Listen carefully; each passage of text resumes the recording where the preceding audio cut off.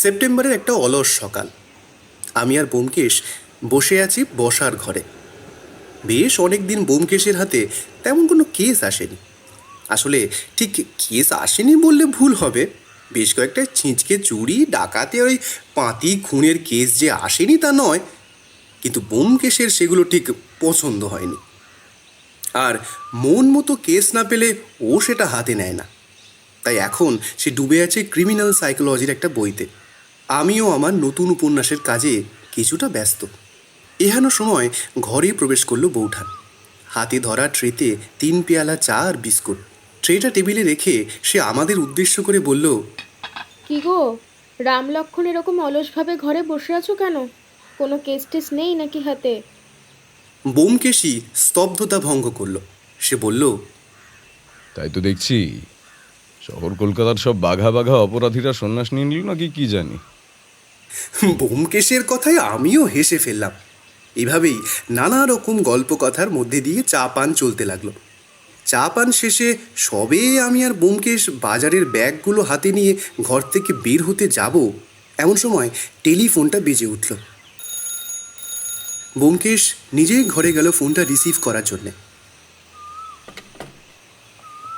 Minute 5 পরে সে ঘর থেকে বেরোলো।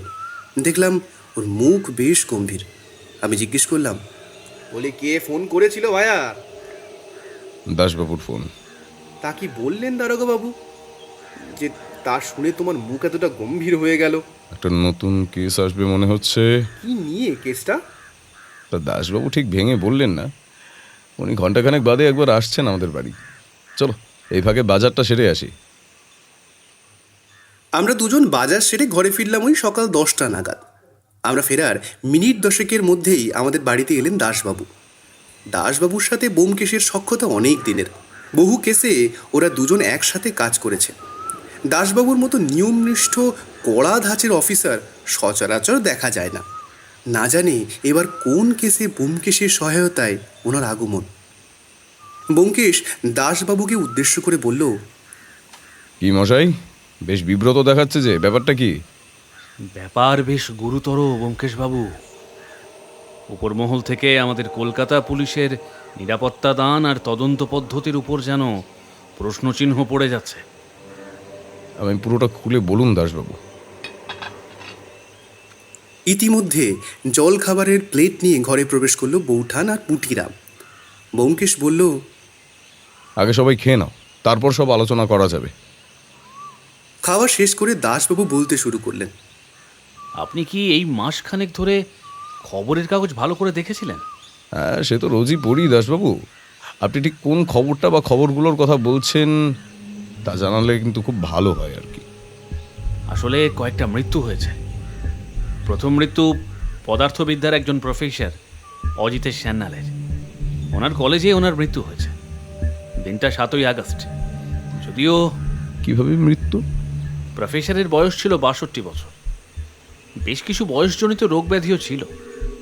সেদিন কলেজে তিনি যান সকাল 10টা নাগাদ। লাঞ্চ ব্রেকের পরে তিনি যাচ্ছিলেন দরকারতলায় একটা ক্লাস নিতে।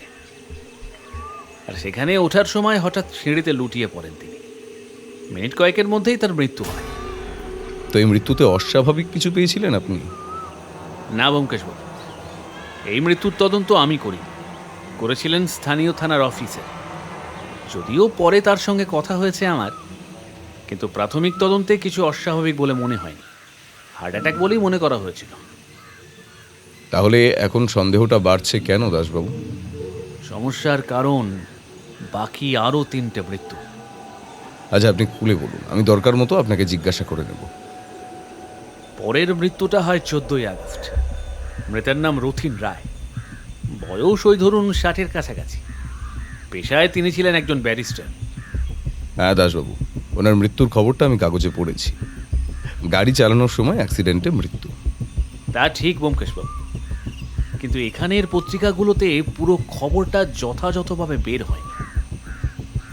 পুরো খবর এই যে গাড়িতে ব্যারিস্টার সাহেব একা ছিলেন না, সাথে তার অ্যাসিস্ট্যান্ট সুজিতও ছিল। অল্পের জন্য প্রাণে রক্ষা পেয়েছেন ওই অ্যাসিস্ট্যান্ট ভদ্রলোকটি। পরে ওনাকে জেরা করে জানা যায় যে গাড়ি চালাতে চালাতে হঠাৎই অজ্ঞান হয়ে যান রায় সাহেব। আর সেই মুহূর্তেই নিয়ন্ত্রণ হারিয়ে দুর্ঘটনার কবলে পড়ে গাড়িটা। সুজিতের চোট সেরকম গুরুতর ছিল না, কিন্তু রায় সাহেব ঘটনাস্থলেই মারা যান। আচ্ছা, এই মৃত্যুতে সন্দেহের কারণ কি আপনার? এই ঘটনাটা ঘটেছে আমার থানারই অধীনস্থ এলাকায়, তাই আমি তদন্ত করছিলাম। প্রথমে কিছুই অস্বাভাবিক লাগেনি, কিন্তু দেহ পোস্টমর্টেম করার পর জানা যায় রায় সাহেবের মৃত্যুর প্রধান কারণ শুধু অ্যাক্সিডেন্ট নয় ব্যোমকেশবাবু। অ্যাক্সিডেন্ট ওনার মৃত্যুর প্রধান কারণ নয়, তাহলে কি? নিকোটিন। তার ফুসফুসে মাত্রাতিরিক্ত নিকোটিনের উপস্থিতি মিলেছে। সেই নিকোটিনের প্রভাবেই তার হৃদযন্ত্রের ক্রিয়া বন্ধ হয়, আর তা থেকেই মৃত্যু। আচ্ছা, উনি কি অধিক ধূমপান করতেন? আসলে অনেক সময় একটানা অতিরিক্ত ধূমপান করলেও কিন্তু এটা হতে পারে। হ্যাঁ ব্যোমকেশবাবু, আমরাও সেটাই ভেবেছিলাম, তাই আর ওই নিয়ে জলঘোলা করিনি। আসলে এই মৃত্যুটাও আমাদের মনে সেভাবে সন্দেহের সঞ্চার করেনি। এর পরের মৃত্যুটাও অদ্ভুত। আপনি বলতে থাকুন দাসবাবু। তৃতীয় মৃত্যুটা হয় 21শে আগস্ট। মৃত ব্যক্তি একজন ব্যবসায়ী, তার নাম গজপতি সেন। বয়স আন্দাজ 60-এর ঘরে। এনার মৃত্যুটা এতটাই সাধারণ যে সেটাকে অস্বাভাবিক মনে হবার কোনো কারণই নেই ব্যোমকেশবাবু।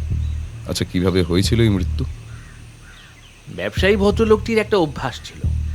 তিনি প্রতিদিন দুপুরে তাদের পাড়ার পুকুরেই স্নান সারতেন। যেদিন তার মৃত্যু হয় সেদিনও তিনি একই কাজ করার অভিপ্রায় নিয়েই বাড়ি থেকে বের হয়েছিলেন, কিন্তু পুকুরে নামার কিছুক্ষণের মধ্যেই তিনি জ্ঞান হারান এবং জলে ডুবে যেতে থাকেন। এটা লক্ষ্য করে পাড়ার জনা কয়েক ছেলে।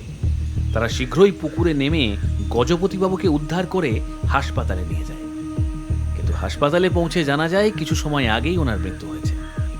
তবে আশ্চর্য এর পরের ঘটনা। দেহ পোস্টমর্টম করে যেটা পাওয়া গেল সেটা দেখে তো স্থানীয় অফিসারের চক্ষু চড়ক গাছ। কি ছিল পোস্টমর্টম রিপোর্টে? ওনার পাকস্থলিতে মিলেছে অতিরিক্ত নিকোটিন। কি করে তার শরীরে গেল সেটাই তো বড় প্রশ্ন। এই মৃত্যুটার তদন্ত কিন্তু হয়েছে, তবুও কিছু বোঝা যায়নি ব্যোমকেশবাবু। বুঝলাম। তারপর? এরপরে হলো চতুর্থ মৃত্যু। সেটাই দিন চারেক আগের ঘটনা। আজকে তো মাসের 1 তারিখ। শেষ মৃত্যুটা হলো গত 28শে আগস্ট। এবার মৃতা এক মডেল, তার নাম ছিল তনিমা বিশ্বাস। এই মৃত্যুটা কিভাবে হলো দাসবাবু? এটা কিভাবে হলো তা জানি না ব্যোমকেশবাবু, কিন্তু আপনাকে আমি ঘটনাক্রমটা বলতে পারি। আচ্ছা, তাই বলুন। তনিমার বয়স 25 বছর। সে অপরূপা সুন্দরী। মডেল হিসেবেও তার বেশ নামডাক। বিভিন্ন ক্যামেরাম্যান অর্থের বিনিময়ে তার ছবি তোলেন এবং সেগুলোও পরে বিজ্ঞাপন দেবার কাজে ব্যবহার করেন। যদিও তনিমা ভদ্রবাড়ির মেয়ে, তাই অশ্লীল ছবি সে তোলাতো না। এবার ঘটনাটা যা ঘটেছিল তা অনেকটা এইরকম। ওই দিন তনিমাই দত্তপুকুরের ছবিঘর স্টুডিওতে ছবি তোলাতে যায়। আসলে ওখানে একাধিক ঘরে স্টুডিওর বন্দোবস্ত আছে। ক্যামেরাম্যানরা সেগুলো ভাড়া নেন সময়ের হিসেবে। সেদিনও ওখানকার একটা ঘর ভাড়া নেন অরিত্র চৌবে নামের এক ফটোগ্রাফার। বলাই বাহুল্য যে তিনি তনিমার ছবি তুলতেই সেখানে ঘর ভাড়ায় নিয়েছিলেন। ফটোশ্যুট শেষ করে তনিমা একটি বাসে ওঠে, আর খানিক বাদে সে নিঝুম হয়ে যায়। কন্ডাক্টর ভেবেছিল যে সে ঘুমাচ্ছে, কিন্তু শেষ স্টপ এসে যাবার পরেও যখন তার ঘুম ভাঙল না, তখন কন্ডাক্টরের মনে সন্দেহ জাগে। তখন সে মেয়েটির কপালে হাত দিয়ে দেখে বরফের মতো ঠান্ডা, শরীরে প্রাণের কোনো চিহ্ন নেই। পরে হাসপাতালে দেহ পোস্টমর্টম হলে নিকোটিন সালফেটের অস্তিত্বের প্রমাণ পাওয়া যায়। এটাই তার মৃত্যুর কারণ, কিন্তু ওই যৌগ যে কিভাবে তার শরীরে গেল তা বুঝতে পারছি না ব্যোমকেশবাবু। পুলিশ এই মৃত্যুগুলোর বিষয়ে কি ভাবছে? পুলিশের ধারণা যে এগুলো সিরিয়াল কিলিংয়ের কেস, কারণ 7 দিন অন্তর মৃত্যুগুলো হচ্ছে। আর আপাতভাবে এই মৃত্যুগুলো খুব স্বাভাবিক, কিন্তু প্রতিটা মৃত্যুরই মূল কারণ গায়ে কাঁটা দেবার মতো। বুঝলাম দাসবাবু। এই কেসটা আমার বেশ গোড়ালো বলেই মনে হচ্ছে, তাই এটা আমি হাতে নিলাম। আপনি আমাকে ওই সকল মৃত ব্যক্তির নাম, ঠিকানা, টেলিফোন নাম্বার এই কাগজে লিখে দিয়ে যান। আমি আমার পথেই তদন্ত এগিয়ে নিয়ে যাব, আর আশা করি যা যা পুলিশি সাহায্য আমার দরকার হবে সেগুলো সবই আমি পাবো। আলবাত পাবেন। আর এই মৃতদের যাবতীয় তথ্য আমি লিখেই এনেছি, এই নিন। এই বলে একটা কাগজ তিনি ব্যোমকেশের দিকে বাড়িয়ে দিলেন। ঠিক আছে দাসবাবু, আমি চেষ্টা করছি যতটা তাড়াতাড়ি পারা যায় এই কেসটা তদন্তে এগিয়ে নিয়ে যেতে। এরপর দাসবাবু চলে গেলেন। আমি আর ব্যোমকেশ তখন কেসটা নিয়ে ভাবতে বসলাম। আমি ব্যোমকেশকে বললাম, কি বুঝছো ভাইয়া? দাসবাবুর কথা শুনে কোনো সূত্র কি পেয়েছো তুমি? না বন্ধু, এখন কি করে বলবো। পুলিশ ঠিক যেটুকু বুঝেছে আমিও ঠিক সেটুকুই বুঝতে পারছি এখনো অবধি। অর্থাৎ মৃত্যুগুলো 7 দিনের ব্যবধানে হয়েছে, বা এগুলোকে খুন বললেও খুব একটা অপরাধ হবে না বোধ হয়। সুচিন্তিত পরিকল্পিত খুন। আচ্ছা, বুঝলাম। কিন্তু সেই হিসেবে চললে তো এ মাসের 4 তারিখ মানে আর 3 দিন বাদেই তো আরেকটা খুন হয়ে যেতে পারে ব্যোমকেশ। হ্যাঁ, যদি এগুলো সত্যি কোনো সাইকো কিলারের কাজ হয় তবে এই 4 তারিখের আগেই আমাদেরকে ওকে খুঁজে বার করতে হবে আর তাকে আটকাতে হবে। ব্যোমকেশের সাথে আর এ বিষয়ে কথা হলো না। এরপর স্নান খাওয়া সেরে যে যার কাজে মন দিলাম। খাওয়া দাওয়ার পরে লেখালেখি করতে করতে সবে চোখটা একটু টানছে, এমন সময় বেজে উঠল টেলিফোনটা। শুনতে পেলাম ব্যোমকেশ সেটা রিসিভ করেছে। কার সাথে কথা বলছে বা কী কথা বলছে সেটা আমার ঘরে বসে শোনা যায় না, তাই একটাই মাত্র কথা কানে এলো যে ব্যোমকেশ টেলিফোনের ওপারের ব্যক্তিকে বলছে, এত গুরুত্বপূর্ণ তথ্যটা আপনি ভুলে গেলেন। এছাড়া আর কিছু শুনতে পেলাম না। ওই সময় আর ব্যোমকেশকে গিয়ে ওই বিষয়ে জিজ্ঞাসা করতে মন চাইছিল না। ভাবলাম বিকালে চায়ের টেবিলেই না হয় আলোচনা করা যাবে। এরপর কখন যে নিদ্রা দেবীর চক্ষু মাঝে আশ্রয় নিয়েছেন তা মনে নেই। ঘুম ভাঙল বিকেল 5টা নাগাদ। চোখ মুখ ধুয়ে বসার ঘরে এসে দেখি বৌঠান একা বসে চা পান করছে। ওকে জিজ্ঞাসা করলাম, তোমার কর্তাটি গেলেন কোথায়? হ্যাঁ, সে কোথায় যায় তা কি আর আমাকে বলে যায় ঠাকুরপো? আমি তো ভাবলাম তোমাকে বোধহয় জানিয়ে গেছে। না, সে তো কিছুই বলেনি। দুপুরে তো শুনলাম একটা টেলিফোন এলো, তারপরে কি বেরিয়ে গেল নাকি? না, ঠিক তারপরে না, টেলিফোনটা করেছিলেন দাসবাবু। কি কথা হলো ওদের তা তো আমি ঠিক জানি না। বুঝতেও পারলাম না যে দাসবাবু ব্যোমকেশকে সকালের ওই কেসটার ব্যাপারে কিছু একটা বলতে ভুলে গিয়েছেন কিনা। আচ্ছা, বুঝলাম। এবার কি একটু গরম চা পাওয়া যাবে বৌঠান? বসো, আনছি। এই বলে বৌঠান চলে গেল রান্নাঘর থেকে চা আনতে। চা পান সেরে আমি আবার আমার কাজে মন দিলাম। বুঝলাম বৌঠান ব্যোমকেশের এই হঠাৎ হঠাৎ বাড়ি থেকে বেরিয়ে যাওয়া নিয়ে বেশ বিরক্ত আর চিন্তিতও বটে। ব্যোমকেশ বাড়ি ফিরল ওই সন্ধ্যে 7:30 নাগাদ। হাতে তার চপ ভর্তি ঠোঙা। আহা, তার মানে বাড়িতে গৃহিণীকে খুশি করতেই চপ নিয়ে ঘরে ঢুকেছেন সত্যান্বেষী। আমি ব্যোমকেশকে বললাম, কোথায় গিয়েছিলে বিকেলে? ব্যোমকেশ আমার কথায় পাত্তা না দিয়ে ডাক দিল, কোথায় গেলে গো? এ দেখো কি এনেছি। তারপর আমার দিকে ফিরে বলল, দাঁড়াও দাঁড়াও, সব বলবো, আগে এদিকের হাওয়াটা একটু বুঝে নি। ব্যোমকেশের কথা শুনে আমি মনে মনে হাসলাম। বৌঠান এলে সকলে মিলে চপ মুড়ি খেতে বসলাম। বুঝলাম বৌঠানের রাগ কিছুটা পড়েছে, তাই সুযোগ বুঝে আবার জিজ্ঞেস করলাম, কি হে ভায়া, গিয়েছিলে কোথায়? ব্যোমকেশ একটু চুপ করে থেকে বলল, আমি গিয়েছিলাম তরিৎ জ্যাঠার কাছে। তরিৎ জ্যাঠা মানে? ও, মনে পড়েছে মনে পড়েছে, তোমার ওই সর্বজ্ঞানী জ্যাঠামশাই। ওরকম করে বলো না, ওনার বয়স হয়েছে তাই এখন একটু খিটখিটে হয়েছে, কিন্তু ওনার স্মৃতিশক্তিকে পাল্লা দেয় এরকম প্রতিভা কিন্তু এদেশে বিরল। সে যাই হোক, কিন্তু ওনার কাছে কি দরকারে? দেখো, এই কেসটা সম্পর্কে আমাদের কিছুই সেভাবে জানা নেই, আর যাদের সঙ্গে কথা বললে হয়তো কিছু জানা যেতে পারে তাদের কারোর সঙ্গেই আগামীকালের আগে দেখা করা সম্ভব নয়। তাই মন বললো একবার জ্যাঠামশাইয়ের কাছে যাওয়া দরকার, যদি কোনো তথ্য পাওয়া যায় আর কি। আর সেখানে গিয়ে যে বিফল হয়ে ফিরেছি তা কিন্তু নয়। প্রফেসর অজিতেশের নাম শোনা মাত্র তরিৎ জ্যাঠা বলে ওঠেন, কোন প্রফেসর? অজিতেশ? সে কি পদার্থবিদ্যা পড়াতো? হ্যাঁ, তিনি পদার্থবিদ্যারই অধ্যাপক ছিলেন। দাঁড়াও দাঁড়াও, নামটা খুব চেনা, বছর 25 আগের কথা মনে হচ্ছে। তাই এই বলে তিনি কাগজের তাক হাতড়ে একটা পুরনো কাগজ বের করলেন। তারপর বললেন, খবরটা অনেকটা এইরকম। কিশোরী হত্যার দায়ে গ্রেফতার অধ্যাপক। 15 বছরের এক কিশোরীকে বিবাহ করতে চেয়েছিলেন পদার্থবিদ্যার অধ্যাপক অজিতেশ সান্যাল। কিশোরীর পিতা বিবাহে অরাজি হওয়ায় তৈরি হয় বাকবিতণ্ডা। তার জেরেই কিশোরীকে হত্যা করেন অধ্যাপক অজিতেশ সান্যাল, এমনটাই অভিযোগ পরিবারের। তরিৎ জ্যাঠা আরো বলেন, পেয়েছি কাগজটা, এই দেখো দ্বিতীয় পাতার খবর। এরপর যদিও লোকটা পয়সার জোরে ছাড়া পেয়ে গিয়েছিল, কিন্তু তা নিয়ে আর খবর হয়নি। সে আবার অধ্যাপনার কাজ শুরু করে, আর যেহেতু পড়াশোনার ধারা তার বেশ ভালো, তাই জীবনের মূল স্রোতে ফিরতে আর বেশি সমস্যা হয়নি। কিন্তু তরিৎ জ্যাঠা, যে কিশোরীর কথা বলা হচ্ছে তার পিতৃ পরিচয় কি?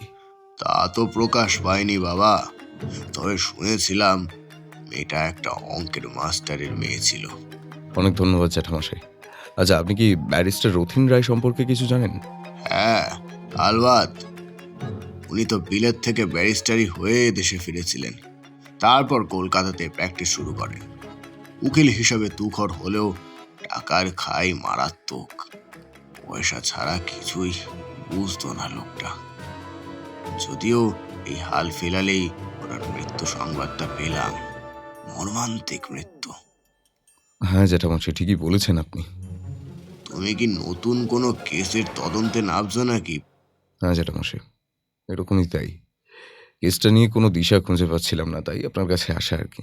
তা তো বটেই, কাজ না থাকলে তো আর এই পুরো জ্যাঠামশাইয়ের কথা মনে পড়তো না। না না জ্যাঠামশাই, তা নয়। আপনার বাড়ির কাজের লোক পুলিনের সঙ্গে দেখা হলেই খোঁজ খবর নেই। যাকগে, রাখো সব কথা, বলো আর কি জানতে চাও? গজপতি সেন, বড় ব্যবসায়ী। লোকটা সম্পর্কে কোনো তথ্য কি আপনার ঝুলিতে আছে? হ্যাঁ, মনে হচ্ছে আছে, দাঁড়াও। এই বলে তাক ঘেটে আর একটা কাগজ বের করে আনেন তরিৎ জ্যাঠা। তো সেই কাগজে দেখা যায় লোক ঠকানো মহাজনী কারবারের কারবারি ছিলেন এই গজপতি সেন। যদিও তার বিরুদ্ধে অভিযোগ প্রমাণ হয়নি, তাই ছাড়া পেয়ে যান তিনি। তাই আমি বললাম, অনেক অনেক ধন্যবাদ জ্যাঠামশাই, আপনি আমার ভাবনাকে একটা দিশা দিলেন অন্তত। থাক থাক, ভালো থাকো বাবা, বিজয়ী ভব। আর মনে করে কেসটার সমাধান হয়ে যাওয়ার পর জগবন্ধুর রাবড়ির একটা ছোটখাটো হাড়ি যেন আমার বাড়িতে পৌঁছে যায়। এই কথোপকথনের পরে ব্যোমকেশ জ্যাঠামশাইকে বিদায় জানিয়ে বাড়ি ফিরেছে। সবটা শোনা শেষ হয়ে আমি বললাম, এই যে তথ্যগুলো তুমি পেলে, সেগুলো কি কোনো সূত্রে গেঁথে উঠতে পেরেছো তুমি ব্যোমকেশ? না, সেরকম কিছু এখনো পাইনি, তবে যা বুঝলাম যাদেরকে খুন করা হয়েছে তারা কেউই ধোয়া তুলসী পাতার নয়। কিন্তু একমাত্র ব্যতিক্রম এই মডেল। সে কোন কারণে খুন হতে পারে সেটা এখনো কিছুই ঠাউর করতে পারছি না ভাইয়া। তাহলে এরপর আমরা কোন দিকে এগোবো ব্যোমকেশ? আপাতত নতুন সূত্র পাওয়ার একমাত্র পথ হলো মৃত ব্যক্তিদের পরিবারের লোকেদের সঙ্গে কথা বলা। এই বলে ব্যোমকেশ উঠে নিজের ঘরের দিকে যাচ্ছিল। তখনই তড়িৎ বেগে আমার একটা কথা মনে পড়ে গেল। আমি বলে উঠলাম, দাসবাবু দুপুরে টেলিফোন করে কি বললেন সেটা তো বললে না? ওহ, দেখেছো, একদম ভুলে গিয়েছিলাম। উনি যা বলেছেন তা খুবই গুরুত্বপূর্ণ। এই কেসে বিষয়টা আগামী দিনে অন্যতম মূল সূত্র হয়ে উঠতে পারে। ব্যাপারটা এমনই যেটা শুরুতে পুলিশ কর্তারা কেউই ধরতে পারেনি। আসলে যে 4টি মৃত্যু এখনো পর্যন্ত হয়েছে সেগুলো প্রতিটি আলাদা আলাদা থানার এলাকায়। প্রফেসরের মৃত্যু হয় ভবানীপুরের দিকে একটি জায়গায়। ব্যারিস্টার রথীনবাবু মারা যান দাসবাবুর থানার এলাকায়, অর্থাৎ আমাদের বাড়ির কাছে। ব্যবসায়ী গজপতি সেনের মৃত্যু হয়েছে তার নিজের বাড়ি ধর্মতলার দিকে। আর তনিমা নামের যে মেয়েটি মারা গিয়েছে, সেই ছবি তোলাতে গিয়েছিল দত্তপুকুরের একটি স্টুডিওতে। কিন্তু এই প্রতিটা মৃত্যুর আগেই ওই 4টি থানাতেই এক একটি করে অদ্ভুত চিঠি এসেছিল। যেহেতু পুলিশ প্রথমে ধরতে পারেনি যে বিষয়টা সিরিয়াল কিলিংয়ের দিকে এগোচ্ছে বা 4টি আলাদা আলাদা থানা এলাকায় এভাবে মৃত্যু হয়েছে, তাই তারা প্রত্যেকেই চিঠিগুলোকে কারো রসিকতা বলেই ধরে নিয়েছিলেন। দাসবাবুর কথা শুনে আমার যা মনে হয়েছিল তাতে করে ওই চিঠিগুলো হুমকি নয়, বরঞ্চ কাকে হত্যা করা হবে তার সংকেত। বলো কি হে ভায়া, এ তো একরকম সরাসরি পুলিশকে চ্যালেঞ্জ করা। কিন্তু কোনো পুলিশ অফিসারই কি একটা সংকেতের অর্থ ধরতে পারেনি? না, আসলে কেউই বোঝেনি ব্যাপারটা এভাবে এত দূর গড়াবে। চতুর্থ মৃত্যুর পর যখন পুলিশ কর্তারা সকলে নিজেদের মধ্যে আলোচনা করে বুঝতে পারেন যে ব্যাপারটা সিরিয়াল কিলিংয়ের, তখন তাদের টনক নড়ে এবং তারা বুঝতে পারেন যে এই মৃত্যুগুলো হওয়ার আগে অপরাধী থানায় পুলিশকে সূত্র পাঠাতো এবং রীতিমতো বুঝিয়ে দিত যে পরবর্তী শিকার কে হতে চলেছে। বলছি, দাসবাবু কি তোমাকে বলেছেন যে ওই চিঠিতে কি লেখা ছিল? হ্যাঁ, সেটা বলার জন্যই তিনি দুপুরবেলা আমাকে ফোন করেছিলেন। প্রথম চিঠি আসে অগাস্ট মাসের 5 তারিখ। তাতে লেখা ছিল, পাপ কখনো চাপা থাকে না, অপদার্থ নিচ এস এবার শেষ। এরপরই 7 তারিখে খুন হন প্রফেসর অজিতেশ সান্যাল। আশা করি বুঝতে পারছো, এখানে খুনি এএস বলতে প্রফেসর অজিতেশ সান্যালকেই বুঝিয়েছে, আর বিশেষণ হিসেবে অপদার্থ শব্দটার প্রয়োগের মধ্যে দিয়ে বুঝিয়েছে প্রফেসরের পড়ানোর বিষয় অর্থাৎ পদার্থবিদ্যাকে। বাবা, এই যে সাংঘাতিক! হ্যাঁ, এরপরে চিঠি পেয়েছিলেন দাসবাবু নিজে। এসেছিল অগস্ট মাসের 12 তারিখ। সেই চিঠিতে লেখা ছিল, আইন শুধুই টাকার খেলা, টাকা ছাড়া হয় না রে কিছুই, ওরে নীচ ওরে হীন, মহারথী এবার তুই নরকে হবি বিলীন। চিঠিটার ভাষা এমনই ছিল যে দাসবাবু খুব সহজে এটাকে রসিকতা বলে ধরে নিয়েছিলেন, কারণ পুলিশকে বিব্রত করার জন্য এরকম রসিকতা প্রায়শই হয়েই থাকে। এরপর অগস্ট মাসের 14 তারিখে মৃত্যু হয় ব্যারিস্টার রথীন রায়ের। আচ্ছা ব্যোমকেশ, এখানে নিশ্চয়ই মহারথী বলতে ব্যারিস্টার রথীন রায়কে ইঙ্গিত করা হয়েছে। হ্যাঁ, একদম ঠিক। এরপরে সংকেতটা আরও অদ্ভুত। বলো শুনি। এরপরে চিঠি পান ধর্মতলা থানার ওসি। 19 আগস্টের এই চিঠিতে কেবল লেখা ছিল একটি বাক্য, সেন সাহেবের গজগমন আসন্ন। অর্থাৎ গজপতি সেনের মৃত্যু আসন্ন। হ্যাঁ, ঠিক তাই। আর সেই মডেলের মৃত্যুর আগেও কি কোনো চিঠি এসেছিল ব্যোমকেশ? না, দত্তপুকুর থানায় একটি চিঠি আসে 27 আগস্ট। তাতে যা লেখা ছিল তা অত্যন্ত চমকপ্রদ। লেখা ছিল যে মৃত্যুকে কি ছবিতে ধরা যায়, সূক্ষ্মতা আর সৌন্দর্যকে ধরাই তো শিল্পীর কাজ। এটার মানে আবার কি? তুমি কি বুঝতে পেরেছো ব্যোমকেশ? প্রথম বাক্যে মৃত্যুকে ধরার কথা কেন বলা হচ্ছে ঠিক বুঝলাম না, কিন্তু সূক্ষ্মতা আর সৌন্দর্যকে এক কথায় প্রকাশ করলে যে বাংলা শব্দ পাওয়া যায় তা হলো তনিমা। অর্থাৎ কোথাও না কোথাও এখানে তনিমার মৃত্যুর ইঙ্গিত দেওয়া হচ্ছে।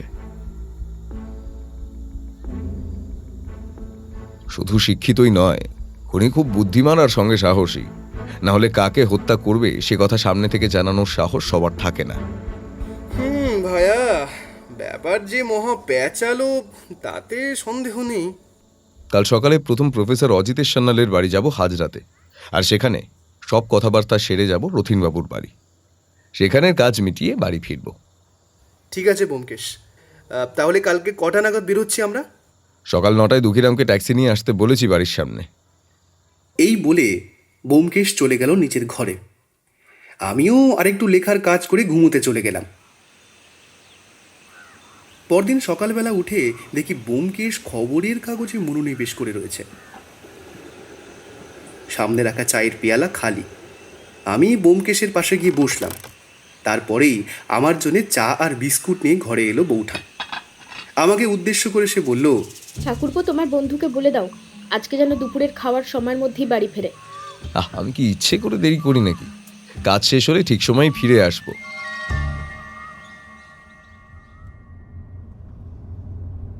দুঃখীরামের ট্যাক্সি করে অজিতেশ সান্যালের বাড়ির উদ্দেশ্যে রওনা হলাম আমরা। রাস্তায় যেতে যেতে ব্যোমকেশ ইউরোপের নানান সিরিয়াল কিলিংয়ের কেস নিয়ে আমাকে বলতে লাগলো। সেসব ভয়ানক ও সাংঘাতিক বুদ্ধিসম্পন্ন ক্রিমিনালদের কাজ। সব শুনে আমি ব্যোমকেশকে জিজ্ঞাসা করলাম, ভাইয়া কিছু বুঝতে পারছো এই কেসটা নিয়ে?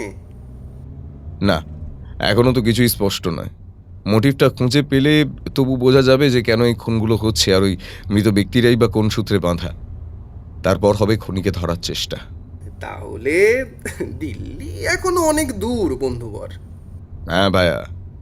এইসব কথাবার্তা চলতে চলতে আমরা হাজরা পৌঁছালাম।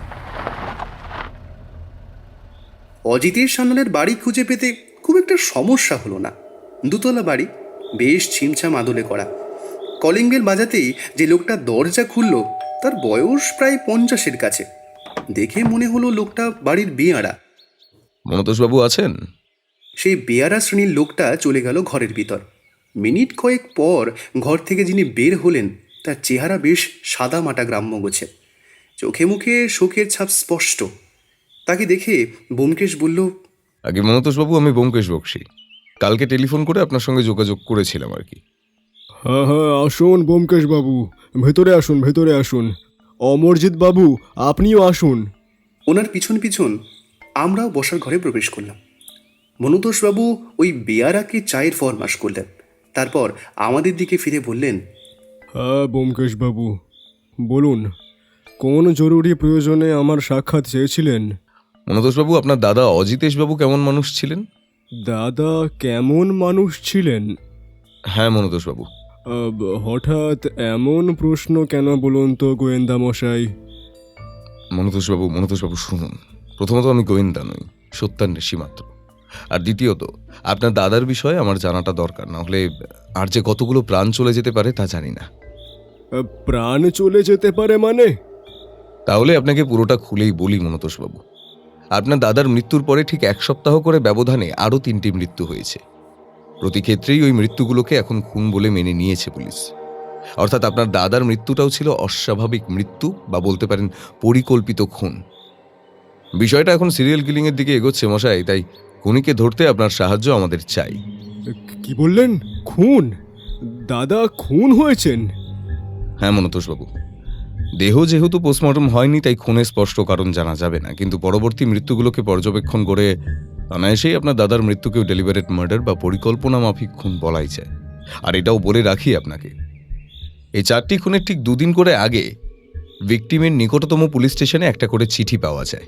আর সেগুলোকে পুলিশের কর্তারা সেভাবে আমল না দিলেও পরে বোঝা যায় যে ওই চিঠিগুলো লিখেই খুনি কাকে খুন করবে তা বলে দিয়ে পুলিশকে চ্যালেঞ্জ করতে চাইছিল। দাদার ক্ষেত্রেও কি এরকম চিঠি মিলেছে ব্যোমকেশ বাবু? হ্যাঁ, সে কথা তো বললাম আপনাকে। কি লেখা ছিল সেই চিঠিতে? এই শুনে ব্যোমকেশ তার পকেট থেকে একটা কাগজ বের করে মনুতোষবাবুকে সেই চিঠির বিষয়বস্তু শোনালো। সব শুনে মনুতোষবাবু মাথায় হাত দিয়ে কিছুক্ষণ চুপ করে বসে রইলেন। তারপর যেন একটু ধাতস্থ হয়ে বললেন, আচ্ছা ব্যোমকেশ বাবু, দাদা যদি সত্যি খুন হয়ে থাকেন তবে ওই খুনিকে ধরিয়ে দিতে সাহায্য করা আমার কর্তব্য। বলুন বলুন, কি জানতে চান আপনি? আমায় বলুন, আপনার দাদা মানুষটি ঠিক কেমন? দাদা ছোট থেকেই অসম্ভব মেধাবী ছিলেন, তাই কম বয়সেই প্রফেসরের চাকরিটা পেয়ে যান। তার পড়ানো দেখে ছাত্রছাত্রীরা মুগ্ধ হয়ে যেত। না না মনতোষবাবু, আমি ঠিক এই জিনিসটা জানতে চাইছি না। আমার মূল আগ্রহের জায়গা ওনার স্বভাব চরিত্র। এ কথা শুনে মনুতোষবাবু কিছুক্ষণ চুপ করে রইলেন। তারপর একটু গলা নামিয়ে বললেন, দাদার স্বভাব চরিত্র যে খুব একটা ভালো ছিল তা বলবো না ব্যোমকেশ বাবু। কম বয়সে স্ত্রীকে হারান তিনি। তারপর থেকেই অন্য মেয়েদের দিকে খারাপ নজর ছিল তার। বহুবার কলেজেও তার বিরুদ্ধে নানান অভিযোগ এসেছে, কিন্তু তা সবই চাপা পড়ে গিয়েছে দাদার প্রতিভার আলোকে। এর বেশি আর কি বলবো বলুন? কি বলবেন? সেটাই বলবেন যেটা এখনো আপনি আমার থেকে গোপন রাখতে চাইছেন। আমি তো কিছুই লুকোই নিব। মনুতোষবাবুর কথা শেষ হবার আগেই ব্যোমকেশ একটু জোর গলায় বলল, আপনার দাদা অজিতেশ সান্যালের যে খুনের দায়ে একবার জেল হয়েছিল, সে কথা যে আপনি বেমালুম চেপে যাচ্ছেন মনতোষবাবু। ব্যোমকেশের এই কথা শুনে মনুতোষবাবু যেন একটু থমকে গেলেন। তারপর একটু চুপ করে থেকে বললেন, আপনি এই কথাটাও জানেন দেখছি ব্যোমকেশ বাবু। আপনার দায়িত্ব আমাকে সবটা খুলে বলা। আর যদি আপনি সেটা না করেন তাহলে আমি কিন্তু ধরে নিতে বাধ্য হব যে আপনি আমার এবং পুলিশের তদন্তে অসহযোগিতা করছেন। দাঁড়ান ব্যোমকেশ বাবু, আমায় একটু সময় দিন। আমি নিজের মধ্যে আগে ব্যাপারটা গুছিয়ে নিই ভালো করে, তারপরে সব খুলে বলছি। ঠিক আছে, আপনি সময় নিন, কিন্তু কোনো কিছু লুকোবার চেষ্টা করবেন না। এরপর মনুতোষবাবু মাথায় হাত দিয়ে বেশ কিছুক্ষণ চুপ করে বসে রইলেন। আমি আর ব্যোমকেশ কেউ কোনো কথা বললাম না। প্রায় 5-7 মিনিট পর নীরবতা ভাঙলেন মনুতোষবাবু নিজে।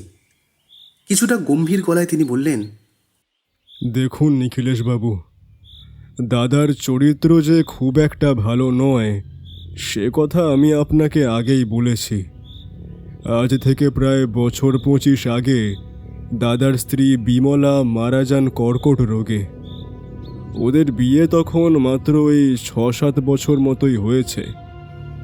মৃত্যুর পর দাদা বেশ একা হয়ে পড়েছিলেন। আর তখন এই প্রফেসর হিসেবে এতটা নাম ডাকও হয়নি। সেই সময় তিনি বাড়িতে বাড়িতে পড়াতে যেতেন ওই বিজ্ঞানের বিভিন্ন বিষয় নিয়ে। তাদেরই মধ্যে একজন ছিল তার বাল্যকালের বন্ধু পাঁচু মাস্টারের মেয়ে। পাঁচুবাবুর ভালো নাম পঞ্চানন সরকার। নিজেও গণিতের শিক্ষক ছিলেন পাঁচুবাবু।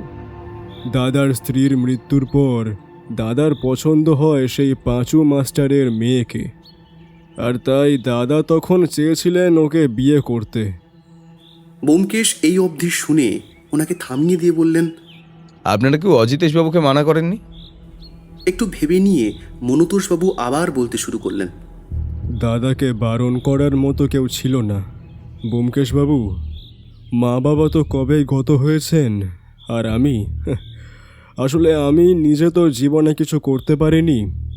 এই দাদার ছত্রছায়ায় আমার বসবাস, তাই তখন দাদার উপর কিছু বলবার মতো ক্ষমতা আমার ছিল না। আর পাঁচু মাস্টার সে নিজেও এই বিয়েতে রাজি ছিলেন না, কারণ তখন তার মেয়ের বয়স মাত্রই 15। আর পাঁচু মাস্টারের ইচ্ছে ছিল তার মেয়ে পড়াশোনা শিখে বড় চাকরি করবে। পাঁচু মাস্টার মেয়ের বিয়ে অজিতেশবাবুর সঙ্গে দিতে রাজি হননি বলেই কি আপনার দাদা ওনার মেয়েকে হত্যা করেন? শুধু হত্যা নয় ব্যোমকেশবাবু, শুধু হত্যা নয়। প্রথমে চরম শারীরিক এবং মানসিক অত্যাচার, এবং তারপরে হত্যা। বুঝলাম। আসলে জানো তো, আমাদের দেশ স্বাধীন হওয়ার পর বেশ কয়েকটা বছর হয়ে গেল, কিন্তু আইনে গরিবদের ন্যায় বিচার হয় না সবসময়। সেই ধারাটা কিন্তু আজও অক্ষুণ্ণ। ঠিক বলেছ ব্যোমকেশ, ওনার তো ফাঁসি হওয়া উচিত ছিল। মনতোষবাবু মাথা নিচু করে বসে রইলেন। ব্যোমকেশ ওনাকে উদ্দেশ্য করে বলল, তো এই কেস থেকে বেরিয়ে আসতে আপনার দাদা কি করলেন? দাদা অনেক টাকা খরচ করে তার পক্ষে দাঁড় করিয়েছিলেন রথিন উকিলকে। সেই রথিন উকিলই মিথ্যে সাক্ষী জোগাড় করে দাদাকে এই কেস থেকে উদ্ধার করে, এবং আদালতকে এমনভাবেই তিনি নিজের সংগৃহীত মিথ্যা প্রমাণের জালে সম্পূর্ণ জড়িয়ে নিয়েছিলেন যে জাজ সাহেব রায় দিতে বাধ্য হন যে আসল অপরাধী পাঁচু মাস্টার নিজেই। রথিনবাবু নিজের সংগৃহীত প্রমাণে এটা দেখান যে পাঁচু মাস্টারের মেয়ে দাদাকে ভালোবাসতো, আর সেটা জানতে পেরেই নাকি পাঁচু মাস্টার নিজের মেয়েকেই হত্যা করেছেন। এরপরে পাঁচু মাস্টারের প্রায় 5 বছরের জেল হয়, আর সেই জেলের মধ্যেই উনি মারা গিয়েছিলেন। মাস্টারমশাইয়ের পরিবারে আর কে কে ছিল, আর এরপর তাদের কি হয়েছিল আপনারা কোনো খোঁজ নিয়েছিলেন কি? না ব্যোমকেশবাবু, সেই নিয়ে আমরা কোনো খোঁজ খবর আর রাখিনি। তবে আমি যতদূর জানি মাস্টার মশাইয়ের আরেকটি ছেলে ছিল, কিন্তু তখন তার বয়স ছিল অনেক কম। আর পরে খবর পেয়েছিলাম যে তার স্ত্রী মারা গিয়েছিলেন স্বামী জেলে থাকাকালীনই। আচ্ছা, বুঝলাম সবটা। এবার আমায় বলুন তো মনতোষবাবু, যে আপনার দাদা যে কলেজে পড়াতেন সেখান থেকে প্রতিদিন তিনি কোন রেস্তোরাঁয় দুপুরে খাওয়াটা সারতেন? দাদার কলেজের কাছেই একটা নামি বিলিতি রেস্তোরাঁ আছে, নাম হচ্ছে গিয়ে ওই হ্যাপি টু ইট। দাদা প্রতিদিন সেখানেই যেতেন, এবং যতদূর আমি জানি তিনি ওখানে গিয়ে একটা খাবারই খেতেন, সেটি হলো মাখন দিয়ে ব্রেড টোস্ট আর 1 কাপ কফি। ঠিক আছে মনতোষবাবু, আপনার কাছ থেকে আমরা অনেকগুলো গুরুত্বপূর্ণ তথ্য জানতে পেরেছি, এবং আশা করছি এই তথ্যগুলোর উপর ভিত্তি করে আমরা পরবর্তী তদন্তের দিকে এগিয়ে যেতে পারবো। পরে আবার যদি কোনো সাহায্য দরকার হয় আমরা আপনার কাছে আসব বা আপনার সঙ্গে যোগাযোগ করব। আপনার টেলিফোন নম্বরটা তো আমার কাছেই আছে। এই বলে আমি আর ব্যোমকেশ ওনাকে নমস্কার জানিয়ে ওনাদের বাড়ি থেকে বিদায় নিলাম। দুঃখীরামের ট্যাক্সি সামনেই দাঁড় করানো ছিল, তাতে চড়ে বসলাম আমরা। আমাদের পরবর্তী গন্তব্য রথিন বাবুর বাড়ি। গাড়ি চলতে শুরু করলে আমি ব্যোমকেশকে বললাম, এই পৃথিবীটা কি অদ্ভুত বলো ব্যোমকেশ। নিরপরাধকে শাস্তি পেতে হয়, আর অপরাধী সমাজের বুকে ঘুরে বেড়ায় অতি সম্মানিত এক ব্যক্তি হয়ে। তুমি ঠিকই বলছো ভাইয়া। আচ্ছা, একটা জিনিস কি তুমি খেয়াল করেছো? রথিন উকিলের সঙ্গে যে অজিতেশবাবুর যোগাযোগ রয়েছে সেটা কিন্তু স্পষ্ট হয়ে গেল। হ্যাঁ ব্যোমকেশ, খেয়াল করেছি। এখন হয়তো ব্যারিস্টার রথিনবাবুর বাড়ি গেলে সেখান থেকে এই বিষয়ে আরও কিছু তথ্য আমরা সংগ্রহ করতে পারব। প্রায় আধ ঘন্টা পর আমাদের ট্যাক্সি এসে থামল রথিন রায়ের বাড়ির সামনে।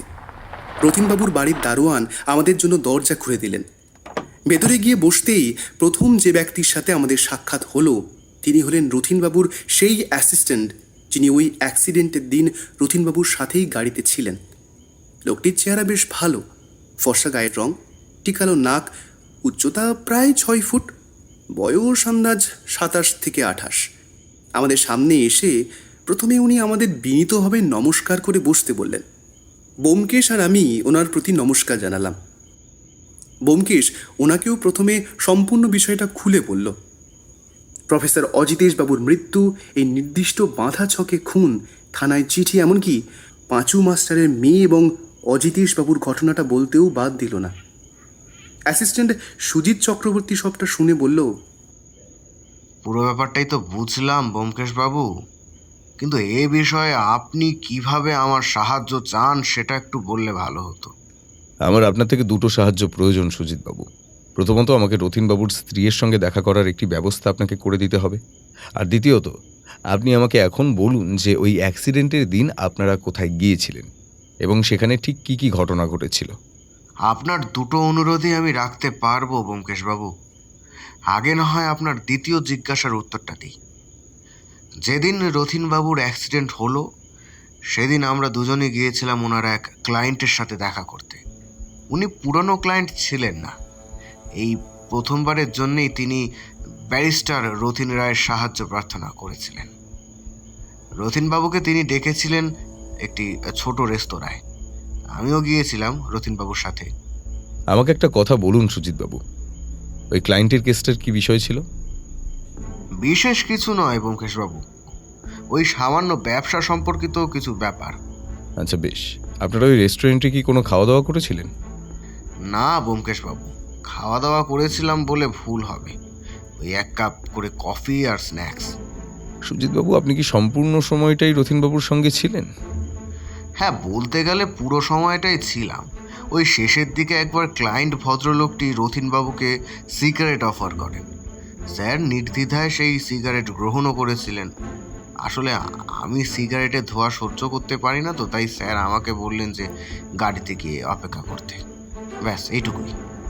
এই সময় ব্যোমকেশ হঠাৎ কিছুটা উত্তেজিত হয়ে উঠল। সে বলল, হ্যাঁ হ্যাঁ হ্যাঁ, এই সময় খুনের আসল ধাপটা সমাপ্ত হয়েছিল। আমি আর সুজিতবাবু দুজনেই ব্যোমকেশের এই আকস্মিক উত্তেজনায় অবাক হয়ে পড়েছিলাম। সেই অবাক ভাবটা কাটিয়ে আমি প্রথম ব্যোমকেশকে বললাম, কি হলো ব্যোমকেশ, খুলে বলো। আমার দৃঢ় বিশ্বাস এই ক্লায়েন্টটি সিগারেটের মধ্যে নিকোটিনের কোনো একটি বিষাক্ত যৌগ মিশিয়ে উকিল রথিনবাবুকে দিয়েছিল, আর সেই থেকেই কিছুক্ষণের মধ্যে গাড়িতে যাওয়ার পর ওনার মৃত্যু হয়। তার ফলস্বরূপ সেই ভয়াবহ দুর্ঘটনা ঘটে। সুজিতবাবু ব্যোমকেশের কথা হতভম্ব। আমিও যে প্রচণ্ড চমকিত হয়েছি তাহাও অস্বীকার করার কোনো জায়গা নেই। ব্যোমকেশকে কাঁপা কাঁপা গলায় বললেন, ব্যোমকেশবাবু, ব্যোমকেশবাবু, তাহলে যদি ওই ওই ওই সিগারেটের ধোঁয়ায় আমি থাকতাম, তাহলে তো আমারও মৃত্যু হতে পারতো। হ্যাঁ সুজিতবাবু, সেই সম্ভাবনাও ছিল। কিন্তু কেন? অপরাধী আমাকে কেন মারতে চেয়েছিল? দেখুন সুজিতবাবু, অপরাধী আপনাকে খুন করতে চায়নি। এখানে দুটো সম্ভাবনা তৈরি হয়। প্রথমত হতে পারে যে খুনি জেনে গিয়েছিল যে আপনি সিগারেটের ধোঁয়া সহ্য করতে পারেন না, বা দ্বিতীয়ত হতে পারে খুনির কাছে আপনার প্রাণের কোনো মূল্যই ছিল না। আপনি মরলেন না বাঁচলেন তাতে তার কিচ্ছু যায় আসে না। এ যে সাংঘাতিক কাণ্ড ব্যোমকেশ। হ্যাঁ, সেটাই। আমি তো ভাগ্যের জোরে বেঁচে গিয়েছি এই যাত্রায়। এই এই ব্যোমকেশ, এরপর কি করবে ভাবছো? আপাতত কিছুই করার নেই। চলো আগে রথিনবাবুর স্ত্রীর সঙ্গে কথা বলে আসি। সুজিতবাবু আগে গিয়ে রথিনবাবুর স্ত্রী মীরা দেবীকে ডেকে দিলেন। আমি আর ব্যোমকেশ গেলাম কিছু সময় পরে। ব্যোমকেশ ওনাকেও আগে সবটা বলে নিল। এরপর ব্যোমকেশ তাকে বলল, আচ্ছা, আপনাদের বিবাহের কত বছর হলো? বিবাহের কি বলছেন কি ব্যোমকেশবাবু? বিবাহের সময় জেনে আপনি কি করবেন? দরকার আছে তাই জানতে চাইছি। আপনি সোজাসুজি উত্তর দিলেই বেশি খুশি হব। মীরা দেবী কিছুটা ইতস্তত করে বললেন, ওই বছর 26 হবে, কিন্তু এই তথ্য জেনে আপনি কি করবেন? আমি কিছুই করব না, যা করার আপনাকেই করতে হবে মীরা দেবী। আমাকে কি করতে হবে? আমাকে বলুন যে রতিনবাবু একবার অজিতেশ সান্যালের কেস লড়েছিলেন, সে কথা আপনি জানেন? ওই বছর 25 আগের কথাই হবে। কি নাম বললেন? অজিতেশ? এই বলে মীরা দেবী যেন কিছু একটা চিন্তা করতে লাগলেন। কিছুক্ষণ পরে বললেন, হ্যাঁ হ্যাঁ, ব্যোমকেশবাবু, মনে পড়েছে। সেটা আমাদের বিয়ের কিছু সময় পরের কথা। অজিতেশ সান্যাল বলে একজন এসেছিলেন আমার স্বামীর কাছে। কোনো একটি মামলায় তিনি যে অভিযুক্ত তা তিনি নিজের মুখে আমার স্বামীর কাছে স্বীকার করেন এবং তিনি বলেছিলেন যত টাকা লাগে তিনি দেবেন। আমার স্বামী তখন ওকালতিতে নতুন, কিন্তু বেশ কয়েকটা বড় কেস জিতে তখন তার বেশ নামডাক। তবে নিখিলেশবাবু, এখন যখন আমার স্বামী জীবিত নেই, তখন এই কথাটা বলা যে কতটা ঠিক হবে আমি জানি না, কিন্তু আমি তাও বলছি, আমার স্বামী ওই অজিতেশ সান্যালের থেকে বেশ মোটা টাকা নেন এবং তার বিনিময়ে কেসটিও নাকি বিভিন্ন মিথ্যে সাক্ষী জোগাড় করে তাকে জিতিয়েও দেন। বুঝতে পারছি মীরা দেবী, কিন্তু আপনি কি এটা জানেন যে কেসটা ঠিক কী নিয়েছিল? না, তা তো আমি সঠিক জানি না, কিন্তু কোনো একটি হত্যার মামলা বলেই শুনেছিলাম। ঠিক আছে মীরা দেবী, অনেক ধন্যবাদ আপনাকে। আজ তাহলে আমরা উঠি, আবার কিছু দরকার হলে আমরা আপনাকে আবার বিরক্ত করব। এই বলে আমি আর ব্যোমকেশ ওই বাড়ি থেকে বের হলাম। ওখান থেকে বেরিয়ে আমি ব্যোমকেশকে জিজ্ঞেস করলাম, কিছু বুঝতে পারছো ব্যোমকেশ?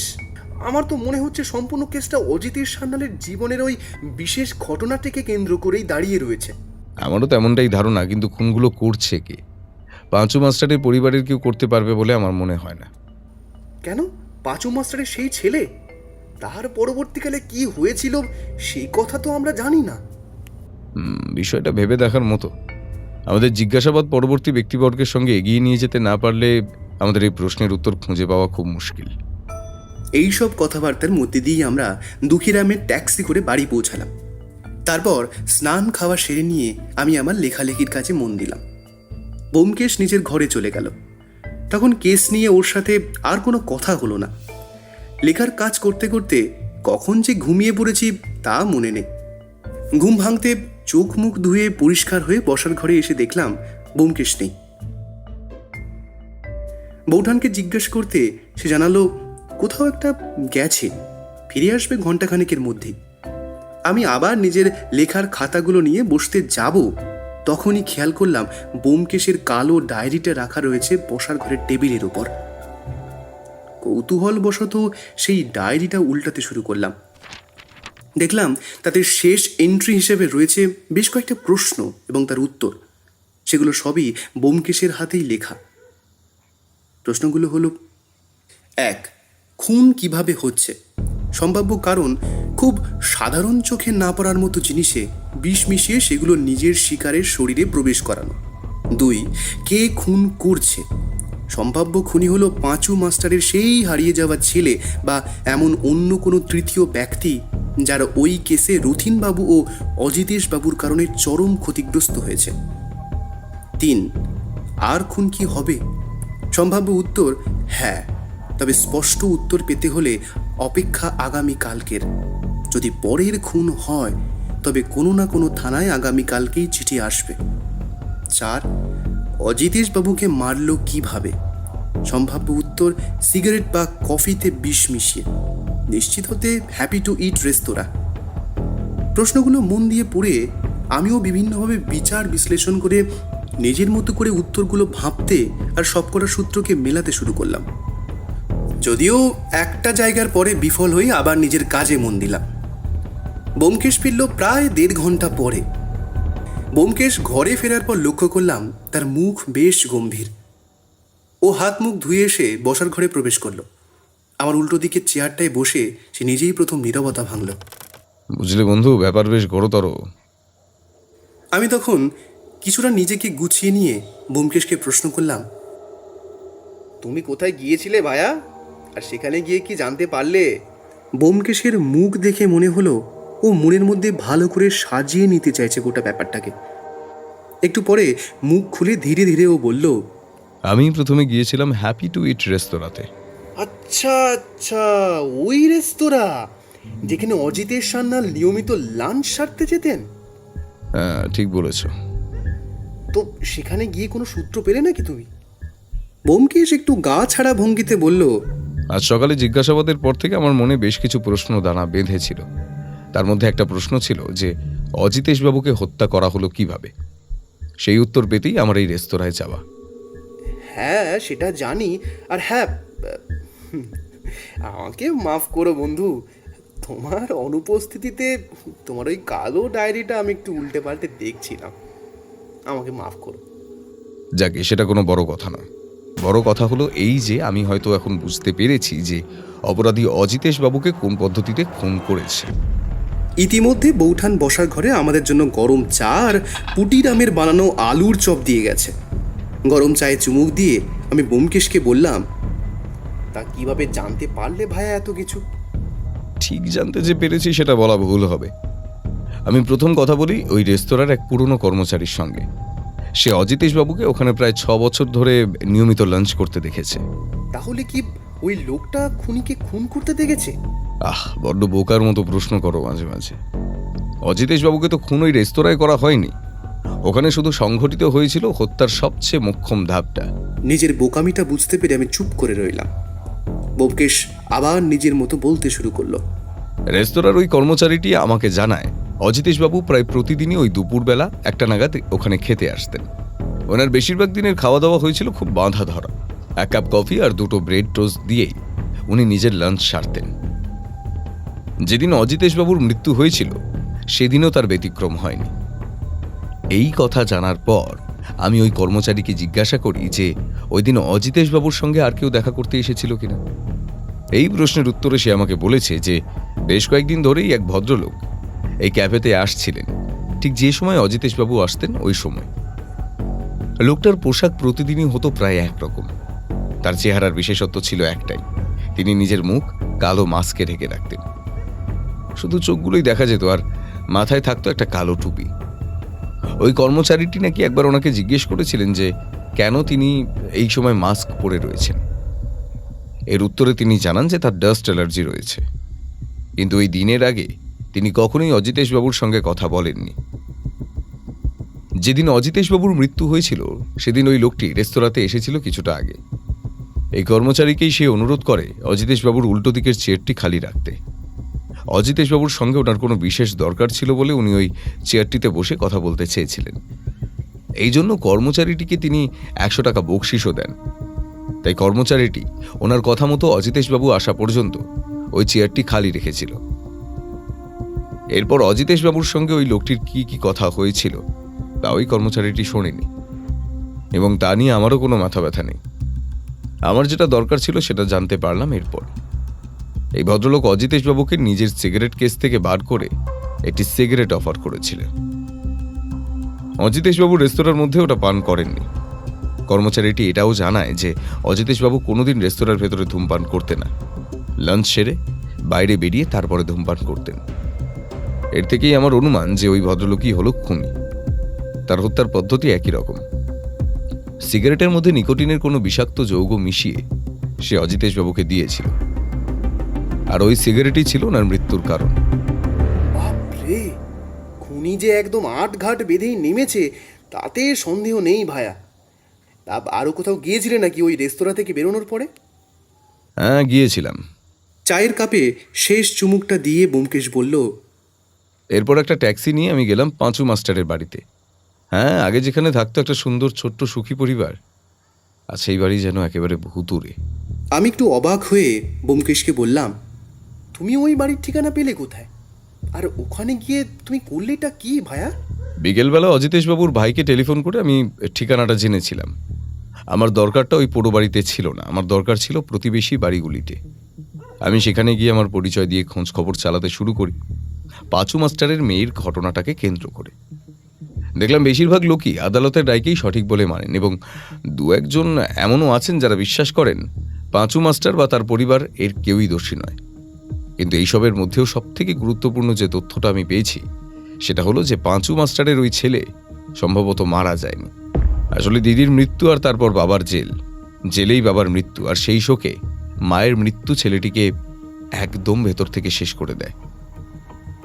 একজন প্রতিবেশীর কাছেই সে মাস দুয়েক ছিল মাতৃবিয়োগের পর, কিন্তু হঠাৎই সে একদিন নিরুদ্দেশ হয়ে যায়। কয়েকজন বলেছে ওই ছেলেকে নাকি তারা হাওড়া থেকে ট্রেন ধরে কোথাও যেতে দেখেছে, তবে পরে আর ওই ছেলের কোনো খোঁজ মেলেনি। সুতরাং এই খুনগুলোর পেছনে তার ভূমিকা যে থাকতে পারে তা অস্বীকার করার কোনো জায়গা নেই, বরং এই কাজ ওই ছেলের হওয়ার সম্ভাবনাই অধিক। দর্শন সরকার। কি একটা নাম বললে শেষে? হ্যাঁ, দর্শন সরকার, পঞ্চানন মাস্টারের সেই ছেলের নাম। মাত্র 12 বছর বয়সে তাকে গৃহত্যাগী হতে হয়। আমি কিছুটা চুপ থাকার পরে ব্যোমকেশকে বললাম, দেখো ভায়া, আমার মনে হয় যদি পাঁচু মাস্টারের ওই হারিয়ে যাওয়া ছেলে এই কাজগুলো করে থাকে, আর যে যাই বলুক, মানবিকতার খাতিরে আমি অন্তত তাকে অপরাধী বলে মেনে নিতে পারি না। তার দিদি ও বাবার সাথে যে অনাচার হয়েছে তা সত্যিই দণ্ডনীয় অপরাধ। শুধু কয়েকটা নরকের কীট আর তাদের টাকার জোর, এই দুইয়ের কারণেই যথাযথ বিচার পায়নি পঞ্চানন মাস্টারের পরিবার। আজ এত বছর পর ফিরে এসে ওনার ছেলে যদি প্রতিহিংসার চরিতার্থ করতে চায়, তাতেই অপরাধ কি ভায়া? আমার কথাগুলো যেন ব্যোমকেশকেও কিছুটা ভাবিয়ে তুলল। কিছুক্ষণ গম্ভীর থাকার পর ব্যোমকেশ বলল, আমিও তোমার সঙ্গে সহমত, কিন্তু আইনের চোখে সে অপরাধী। এখনো পর্যন্ত 4টে খুন সে করে ফেলেছে, আর একজন সত্যান্বেষী হিসেবে আমার কাজটা সত্যটাকে খুঁজে বার করা, তারপর বাকিটা আইনের অধীনে। ব্যক্তিগতভাবে কাউকে শাস্তি দেওয়া আমার কাজ নয়। সত্যিই কে অপরাধী তা বিচার করা স্বয়ং ঈশ্বরের কাজ। আমরা তো সেই কাজের মাধ্যম মাত্র। সেই দিন ব্যোমকেশের সাথে কেস নিয়ে আর কোনো আলোচনা হলো না। কেবল দেখলাম সে 2টো টেলিফোন করেছে। প্রথমটা ব্যবসায়ী গজপতি সেনের বাড়িতে এবং দ্বিতীয়টা মডেল তনিমার বাড়িতে। ব্যোমকেশের কথাই বুঝলাম যে তাদের জিজ্ঞাসাবাদ করার জন্য আগামীকাল সকালে বেরোবে। তার জন্য আগে থেকে তাদের সাথে কথা বলে রাখছে কোন সময় যাবে সেই বিষয়। সকালবেলা প্রথমে যাওয়া হবে গজপতি সেনের বাড়ি। সেখানে তার স্ত্রীর সাথে কথা সেরে আমরা রওনা দেব মডেল তনিমার বাড়ির দিকে। সেখানেই একমাত্র তার মাই থাকেন।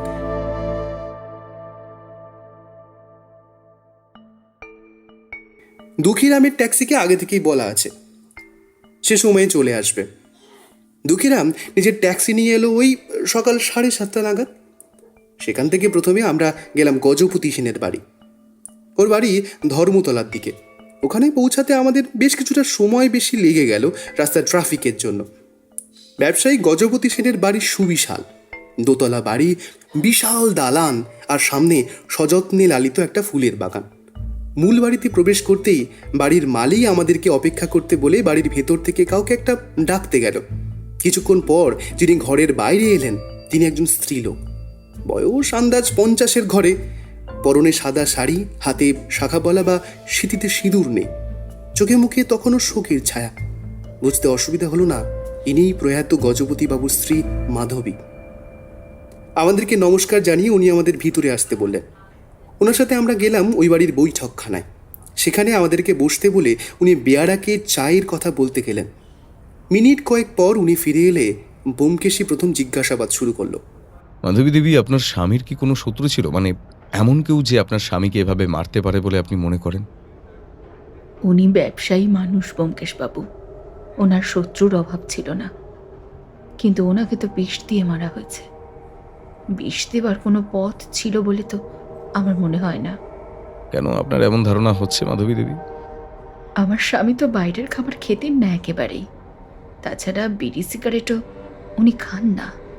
তাহলে এই কথা শুনে ব্যোমকেশ কিছু একটা ভাবতে লাগলো, আর কিছু বলল না ওনাকে। মাধবী দেবী আবার নীরবতা ভঙ্গ করলেন।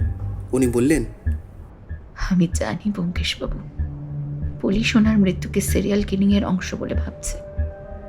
বড়বাবু আমায় সে কথা বলেছেন, কিন্তু গোপনীয়তা রক্ষা করতে আর কিছু জানাননি। তবে এটা বলেছেন যে ওকে নাকি অনেকটা নিকোটিন খাইয়ে হত্যা করা হয়েছে। কিন্তু তা কে খাওয়ালো আর কেনই বা খাওয়ালো কিছুই তো মাথায় আসছে না ব্যোমকেশবাবু। ওনার মুখে এই কথা শুনে আমিই বলে উঠলাম, আপনি অজিতের সান্যাল বলে কাউকে চেনেন দিদি? না তো অমরজিৎ বাবু, এই নামে তো কাউকে চিনি না। এরপর আমি কিছু একটা বলতে যাব, তখনই আমাকে থামিয়ে ব্যোমকেশ বলে উঠল, মাধবী দেবী, একটু মনে করুন তো ভালো করে, আপনি পঞ্চানন মাস্টার বলে কাউকে চিনতেন বা তার নাম শুনেছিলেন? নামটা শুনে যেন ভদ্রমহিলা কিছুটা থতমত খেয়ে গেলেন। তারপরে একটু ভেবে নিয়ে বললেন, হ্যাঁ ব্যোমকেশবাবু, মনে হয় জানি লোকটাকে, কিন্তু এখন তো সে আর বেঁচে নেই। আমরা জানি মাধবী দেবী, আপনি ওনাকে নিয়ে কি কি জানেন এবং আপনার স্বামীর সঙ্গে ওনার কি সম্পর্ক ছিল তা আমাদের একটু খুলে বলুন প্লিজ। মহিলা একটু গুছিয়ে নিয়ে আবার বলতে শুরু করলেন, পঞ্চাননবাবু একজন অঙ্কের মাস্টার মশাই ছিলেন। তার সাথে আমার স্বামীর সম্পর্ক সেরকম কিছু ছিল না, তবে মাঝে মধ্যে উনি আমাদের বাড়ি আসতেন। এর কারণটা একটু অন্যরকম। আসলে আর্থিকভাবে উনি খুব একটা সচ্ছল ছিলেন না, তাই মাঝে মাঝে নিজের জিনিস বাঁধা দিয়ে আমার স্বামীর কাছ থেকে টাকা নিয়ে যেতেন। আচ্ছা বেশ, কিন্তু এই সম্পর্ক কি নষ্ট হয়ে গিয়েছিল কোনো কারণে? হ্যাঁ ব্যোমকেশবাবু, হয়েছিল। তা কি ছিল সেই কারণ? হ্যাঁ, আমার যতটা মনে পড়ছে তা আজ থেকে বছর 25 আগের কথা। একবার হঠাৎ ওই পাঁচু মাস্টার এলেন আমাদের বাড়িতে। চোখে তার জল, কাঁদতে কাঁদতে আমার স্বামীকে এসে জানান তার অনেকগুলো টাকার খুব দরকার। আমার স্বামীর কোনো আপত্তি ছিল না তাকে অর্থ দিতে, কিন্তু তখন ওনার কাছে বাধা দেবার নাকি কিছুই ছিল না, তাই আমার স্বামী ওকে অর্থ দেননি। সেই থেকেই সম্পর্কে ফাটল। বুঝলাম, কিন্তু উনি সেই অর্থ কেন চেয়েছিলেন তা তা কি আপনি জানেন মাধবী দেবী? ঠিক জানি না, বা তখন শুনে থাকলেও এখন মনে পড়ছে না ব্যোমকেশবাবু। তবে যেটুকু স্মৃতি ঘেঁটে বের করে আনতে পারছি তাতে করে উনি কোনো বিষয়ে উকিল ধরার জন্য টাকাটা চেয়েছিলেন, কিন্তু পরে উনি কেসে দোষী সাব্যস্ত হন আর জেলে তার মৃত্যু হয়। ঠিক আছে মাধবী দেবী, আপনি আমাদের খুব বড় এবং খুব গুরুত্বপূর্ণ কিছু তথ্য দিলেন, অনেক ধন্যবাদ আপনাকে। আজ আমরা উঠি। ব্যোমকেশবাবু, হ্যাঁ দিদি বলুন। কেসটার একটা কিনারা হলে আমাকে অনুগ্রহ করে জানাবেন ব্যোমকেশবাবু। কে খুনি তা হয়তো আমরা বুঝতে পেরেছি দিদি, কিন্তু এই মুহূর্তে আপনাকে তা জানাতে পারবো না। আর সত্যি বলতে খুনিকে আমি নিজেও চিনি না, তাই সে ঠিক আছে ব্যোমকেশবাবু, আপনি তদন্ত মিটলে আমার বাড়ি আসবেন। এরপর সেখান থেকে বিদায় নিয়ে আমরা ওই পাড়ার চারিদিকটা একটু ঘুরে দেখতে লাগলাম, কারণ ব্যোমকেশ খুঁজছিল পাড়ার সেই ছেলের দলকে যারা গজপতি বাবুকে ডুবে যাওয়ার সময় জল থেকে তুলে এনেছিল। একটু জিজ্ঞাসা করতেই দলের একটি ছেলেকে পাওয়া গেল। তাকে ব্যোমকেশ সব কিছু খুঁটিয়ে খুঁটিয়ে জিজ্ঞেস করতে লাগলো। তার থেকে যে যে তথ্য জানা গেল তার মধ্যে একটা বিষয় অত্যন্ত গুরুত্বপূর্ণ, সেটাই আমি না হয় বলি। ছেলেটি জানালো যে গজপতিবাবু ওই পুকুরে আসার পূর্বে একটি নির্দিষ্ট দোকান থেকে পান খেতেন। যেদিন উনি জলে ডুবে গেলেন সেই দিন উনি আসার বেশ কিছুক্ষণ আগে থেকেই এক ব্যক্তি তার জন্য হাতে পান নিয়ে ওই পানের দোকানের পাশে অপেক্ষা করছিল। গজপতিবাবু এলে ওই লোকটি তার সাথে কথা বলা শুরু করে। কী বিষয়ে কথা হচ্ছিল তা অবশ্য ওই ছেলেটি জানে না। লোকটির পরনে ছিল একটা কালো রঙের শার্ট, মাথায় ছিল টুপি আর চোখে সানগ্লাস। কথা শেষ হলে ওই লোকটি গজপতিবাবুর হাতে একটি পান ধরিয়ে দেয়। গজপতিবাবু সেটি খেয়েছিলেন, তা ওই ছেলেটি দেখেছে। এরপর আর ব্যোমকেশ তাকে সেভাবে কিছু জিজ্ঞেস করলো না। পরে গাড়িতে মডেল তনিমার বাড়ি যাওয়ার পথে ব্যোমকেশ বলেছিল যে সে নিশ্চিত ওই পানের মধ্যেই নিকোটিনের যৌগ মিশিয়ে খুনি গজপতিবাবুকে হত্যা করেছে। তনিমার ঠিকানায় পৌঁছে দেখা গেল জায়গাটা কোনো বাড়ি নয়, বরং একটি ফ্ল্যাট। 3 নম্বর ঘরটি ছিল তনিমার ঘর। সেখানে কলিং বেল বাজাতে দরজা খুললেন তনিমার মা অনিমা দেবী। আমাদের জন্য চা করে এনে তিনি আমাদের সামনে বসলেন। তার চোখ মুখ ফ্যাকাশে, বোঝাই যাচ্ছে খুব মানসিক ও শারীরিক ধকল গেছে তার। ব্যোমকেশই প্রথম নীরবতা ভাঙল। আমি জানি অনিমা দেবী, এই সময় আপনাকে বিরক্ত করাটা আমাদের উচিত হচ্ছে না, কিন্তু আপনার থেকে কয়েকটি প্রয়োজনীয় তথ্য না জানলেও নয়। খুবই অল্প সময় নেব আপনার, অনুগ্রহ করে আমাদের সাহায্য করুন। আপনার মেয়ের মৃত্যু স্বাভাবিক নয়, তাকে খুন করা হয়েছে। কে করেছে তাও হয়তো আমি জানি, শুধু জানি না কিভাবে এবং কেন। এই দুটো উত্তর পেতেই আপনার সাহায্য আমাদের নিতে হবে। অনিমা দেবী অত্যন্ত ভাঙা ভাঙা গলায় বললেন, বলুন, কি জানতে চান আপনি ব্যোমকেশবাবু? দিদি, আপনি কি অজিতেশ সান্যাল বা রথিন রায় অথবা পঞ্চানন মাস্টার বলে কাউকে চিনতেন বা চেনেন? নামগুলো শুনে ভদ্রমহিলা যেন কিছুটা শিউরে উঠলেন। তারপর ভয় জড়ানো গলায় বললেন, হ্যাঁ হ্যাঁ, আমি চিনি ব্যোমকেশবাবু, কিন্তু এদের সবারই তো মৃত্যু হয়েছে। পাঁচু মাস্টার মানে আপনি যাকে ওই পঞ্চানন বললেন, সে মারা গেছে বছর 25 আগে, আর বাকি দুজন চলে গেছেন এই হাল ফিলহালের মধ্যেই। হ্যাঁ, একদম ঠিক বলেছেন অনিমা দেবী। এবার বলুন, আপনার পরিবারের সঙ্গে কি ওদের কারো সম্পর্ক ছিল? আর যদি থেকে থাকে তাহলে সেটা ঠিক কি? অনিমা দেবী মাথায় হাত দিয়ে কিছুক্ষণ চুপ করে বসে রইলেন।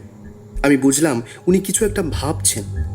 মিনিট দুয়েক পরে তিনিই বলতে শুরু করলেন, ব্যোমকেশবাবু, তিনজনেই এক সূত্রে বাঁধা।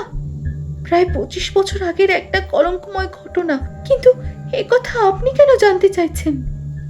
আমার প্রয়োজন আছে তাই জানতে চাইছি অনিমা দেবী। আপনার মেয়ের মৃত্যুর সঙ্গে যুক্ত বলেই আমার এটা অনুমান। কি বলছেনটা কি ব্যোমকেশবাবু? আমার মেয়ের সাথে এদের সম্পর্কটা কি? সেই সম্পর্ক খুঁজে বের করতেই তো আপনার জবাবটা আমার চাই অনিমা দেবী। অনিমা দেবী আবার কিছুক্ষণ গুম মেরে বসে রইলেন। এরপর তিনি ভাঙা ভাঙা গলায় খুব ধীরে ধীরে যা বললেন সেটা আমি সংক্ষেপে তুলে ধরছি। আজ থেকে প্রায় বছর 25 পূর্বে অনিমা দেবীরা থাকতেন পঞ্চানন মাস্টারের বাড়ির কাছে। পঞ্চানন মাস্টার তার স্বামী অতনু বিশ্বাসের ভালো বন্ধু ছিলেন, কিন্তু একদিন হঠাৎ অজিতেশ সান্যাল পঞ্চানন মাস্টারের নাবালিকা মেয়েকে বিবাহ করার প্রস্তাব দেন এবং মাস্টার তাতে রাজি হননি। তারপর রাগের মাথায় শারীরিক এবং মানসিক নির্যাতন করে মাস্টার মশাইয়ের সেই মেয়েকে হত্যা করে অজিতেশ সান্যাল। এরপর যে বিষয়টা অনিমা দেবীর কথায় উঠে আসে সেটা আরও গুরুত্বপূর্ণ। অজিতেশ সান্যাল নিজের পক্ষে রথিন উকিলকে দাঁড় করিয়েছিলেন। প্রচুর টাকা খেয়ে এবং বিভিন্ন লোককে নানাভাবে টাকা খাইয়ে রথিন উকিল অজিতেশ সান্যালের পক্ষে মিথ্যা সাক্ষী জোগাড় করেন। এই মিথ্যা সাক্ষীর তালিকায় ছিলেন অতনু বিশ্বাস অর্থাৎ অনিমা দেবীর স্বামী এবং তনিমার বাবা। অনিমা দেবী অতনুবাবুকে বহুবার এই খারাপ কাজ করতে নিষেধ করেছিলেন, কিন্তু তবুও বিপুল অর্থের লোভে রথিন উকিলের ফাঁদে পা দেন অতনু বিশ্বাস এবং ওই কেসের সাক্ষী হিসেবে তিনি বলেন যে নিজের চোখে পঞ্চানন মাস্টারকে দেখেছেন নাবালিকা মেয়েকে হত্যা করতে। এই মিথ্যে সাক্ষীর জোরেই জেল হয় পঞ্চানন মাস্টারের এবং রেহাই পেয়ে যান অপরাধী অজিতেশ সান্যাল। এই নিয়ে অতনুবাবুর সাথে স্ত্রী অনিমা দেবীর বহু বাগবিতণ্ডা হয়েছিল, কিন্তু এরপর সময়ের নিয়মে সবই স্বাভাবিক হয়ে যায়, আর তারপরেই জন্ম হয় তনিমার। তাই সব ভুলে গোটা পরিবার আবারও সুখে শান্তিতে জীবনযাপন করতে থাকে। সবটা শুনে ব্যোমকেশ বলল, অনিমা দেবী, আপনার স্বামী কি মারা গেছেন? হ্যাঁ ব্যোমকেশবাবু, ওই বছর 2 হলো। আপনি কি আমাদের বলতে পারেন যে আপনার মেয়ের কোনো নেশা ছিল কিনা? না ব্যোমকেশবাবু, সে কোনো নেশা করতো না, আমি সেই বিষয়ে নিশ্চিত। ঠিক আছে অনিমা দেবী, এই আপনার পক্ষ থেকে এইটুকু তথ্যই আমার জন্য যথেষ্ট। শুধু আর একটা সাহায্যই চাই আপনার থেকে। যেদিন তনিমার মৃত্যু হলো সেদিন যে ছবিঘর স্টুডিওতে গেল তা ছিল অরিত্র বলে এক ফটোগ্রাফারের আহ্বানে। আপনি কি এই ফটোগ্রাফারকে চিনতেন? না ব্যোমকেশবাবু, তনিমা বলেছিল যে এই ফটোগ্রাফার নবাগত, কিন্তু তার পাঠানো নমুনা ছবিগুলো তনিমার বেশ পছন্দ হয়, তাই সে রাজি হয়েছিল ফটোশ্যুটে যেতে। আচ্ছা অনিমা দেবী, অনেক ধন্যবাদ। আজ আমরা উঠি, দরকার হলে আবার আসবো। আমার মেয়ের খুনি কি ধরা পড়বে ব্যোমকেশবাবু? সত্য খুঁজে বার করাই আমার কাজ অনিমা দেবী। আশা করি সেই কাজে এবারেও সফল হব।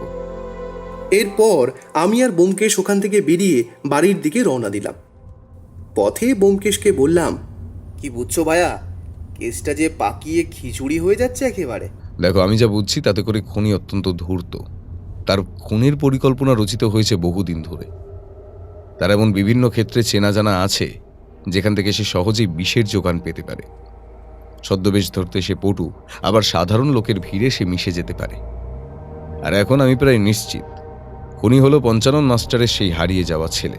এরপর ব্যোমকেশ আর কিছু বলল না। বাড়ি ফিরে স্নান খাওয়া সেরে আমি সোজা গেলাম আমার ঘরে। কেন জানি না বড্ড ঘুম পাচ্ছে। ঘুম থেকে উঠে দেখলাম ব্যোমকেশ বাড়িতে নেই। মুখ ধুয়ে বাইরে বেরিয়ে বসার ঘরে আসতেই বৌঠান আমার জন্য চা নিয়ে এলো। বৌঠানকে জিজ্ঞেস করলাম, বৌঠান, ব্যোমকেশ কোথায় গেছে জানো? কোনো একটা স্টুডিওতে গেছে মনে হয়, আর সেখান থেকে দাশবাবুর কাছে থানায় যাবে। প্রায় 1 ঘন্টা পর বন্ধুবর ঘরে ফিরল। ও ফ্রেশ হয়ে এসে বসতেই আমি ওকে জিজ্ঞেস করলাম, ইগো, কোনো খবর পেলে নাকি? মনের মধ্যে সব কথাগুলো আরেকবার সাজিয়ে নিয়েই যেন ব্যোমকেশ বলতে শুরু করলো। হ্যাঁ ভাইয়া, খবর পেয়েছি বই কি।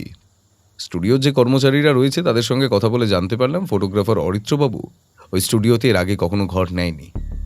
সেই দিনই প্রথম, কিন্তু তনিমাকে ওরা চিনত।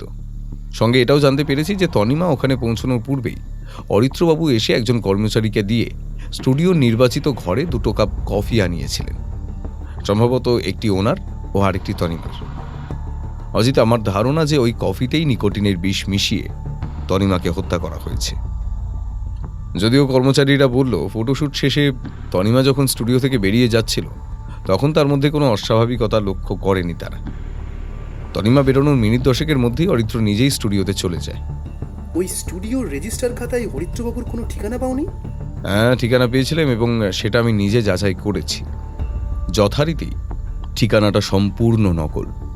এমনকি যে টেলিফোন নম্বরটা দেওয়া রয়েছে সেরকম কোনো টেলিফোন নম্বরের অস্তিত্বই নেই। আসলে আমরা কিছুই খুঁজে দেখতে সেভাবে বাকি রাখিনি। তাই আমাদের কাছে এখন স্পষ্ট হয়েছে খুনের মোটিভ, অর্থাৎ পঞ্চানন বাবুর জীবনের সেই ঘটনা। আর দ্বিতীয়ত যেটা স্পষ্ট হয়েছে সেটা হলো খুনের মাধ্যম, অর্থাৎ নিকোটিনের বিষ প্রয়োগের মাধ্যমে হত্যা।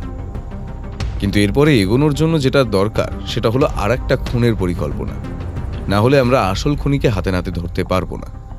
আমিও বিষয়টার গভীরতা আন্দাজ করে গম্ভীরভাবে বললাম, আচ্ছা ভাইয়া, দাসবাবু কি বললেন? দাসবাবুর দিকের সংবাদ আমাদের জন্য কিছুটা সুখকর। আজকে আরেকটি চিঠি এসেছে।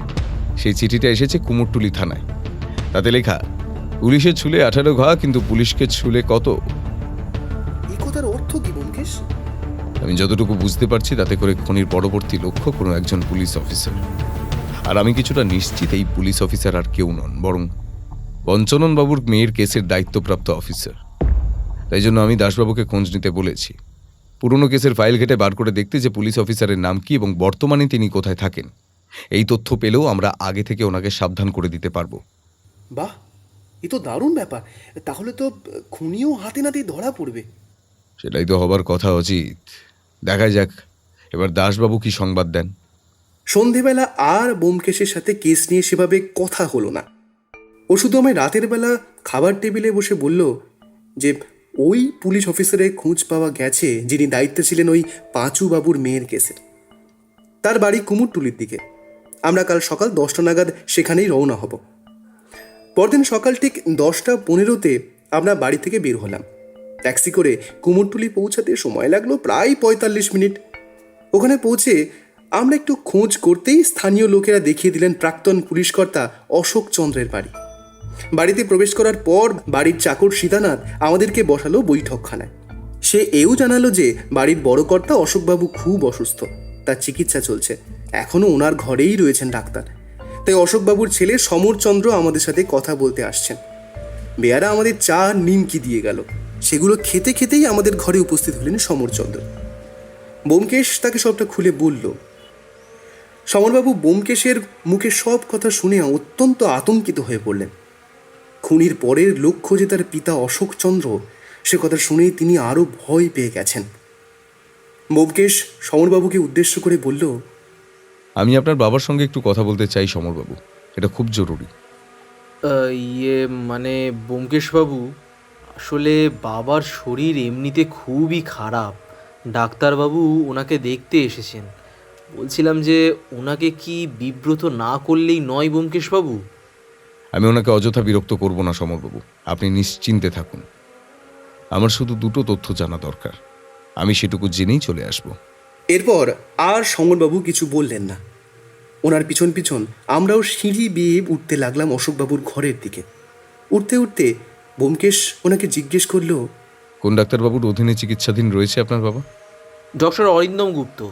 আমাদের বাড়ি থেকে মাত্র 2-3 মিনিট দূরত্বেই থাকেন। এই মাস 4 হলো এসেছেন এখানে। শিয়ালদায় তার চেম্বার।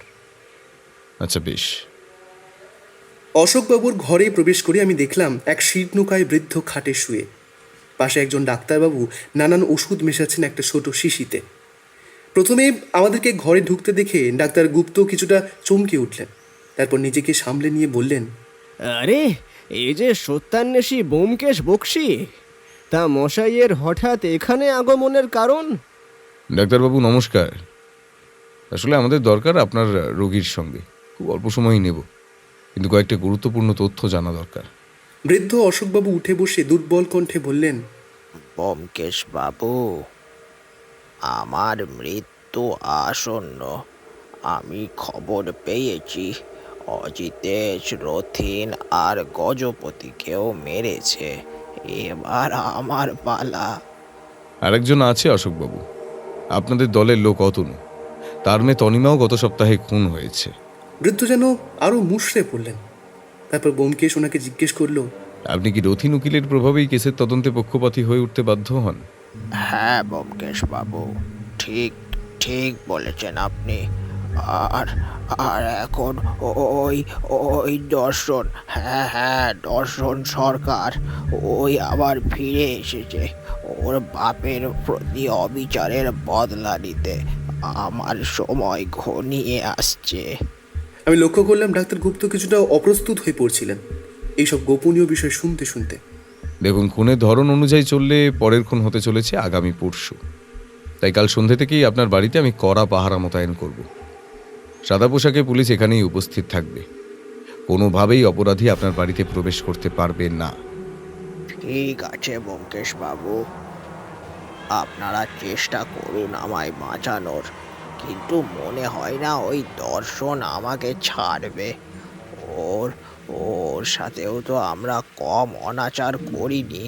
তা ঠিক অশোকবাবু, কিন্তু তাই বলে সে আইনকে নিজের হাতে নিতে পারে না, এর শাস্তিও পাবে।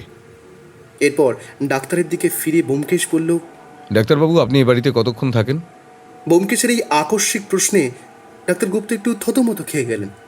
একটু গুছিয়ে নিয়ে বললেন, তা ধরুন সকালে এই 11টা থেকে 12টা, আর রাতে ওই 8টা থেকে 9টা।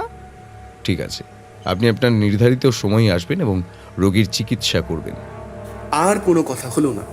দেখলাম ডাক্তারবাবু অশোকবাবুর জন্য ওষুধ গুছিয়ে রাখছেন ও তাকে বলে দিচ্ছেন কোনটি কখন খেতে হবে সন্ধ্যাবেলায় উনি আসার আগে পর্যন্ত। এরপর সমরবাবুকে বিদায় জানিয়ে বেরোতেই যাব এমন সময় ব্যোমকেশ গেল চাকর সীতানাথের সাথে কী সব বলতে। বাড়ি ফিরতে প্রায় দুপুর 1টা বেজে গেল। বাড়ি ফিরে আমি স্নানে গেলাম। স্নানঘর থেকে শুনতে পেলাম ব্যোমকেশ দাসবাবুকে ফোন করে কী সব যেন বলছে। কী কথা হলো তা স্পষ্ট বুঝতে পারলাম না। দুপুরের খাওয়া দাওয়া সেরে আমি একটু বিছানায় শুয়ে গড়াতে লাগলাম। দেখলাম ব্যোমকেশ নিজের স্টাডিতে ঢুকে দরজা বন্ধ করে দিয়েছে। বুঝলাম এখন আর টিকিটিও দেখা যাবে না। বিকেলেও ও বিশ্বাসটা বেরোলো না, শুধু একবার দাসবাবুকে কিসব যেন নির্দেশ দিল ফোনে। আমি আমার বইয়ের দোকানের কাজে সন্ধ্যায় একবার বেরিয়েছিলাম, ফিরতে বেশ রাত হলো। ফিরে দেখলাম ব্যোমকেশ তখনও স্টাডিতে। পরদিন সকালে ঘুম ভাঙতে উঠে দেখলাম ব্যোমকেশ নেই। সে ফিরল সেই দুপুর পার করে। আমিও তাকে একাধিকবার জানতে চাইলাম যে সে কি করছে বা কি ভাবছে এই কেসটা নিয়ে, কিন্তু সে আর কোনো কথার জবাব দিল না। বারে বারে এড়িয়ে গেল, শুধু বলল আজকে রাত 8টা নাগাদ আমরা নাকি অশোকবাবুর বাড়ি যাব।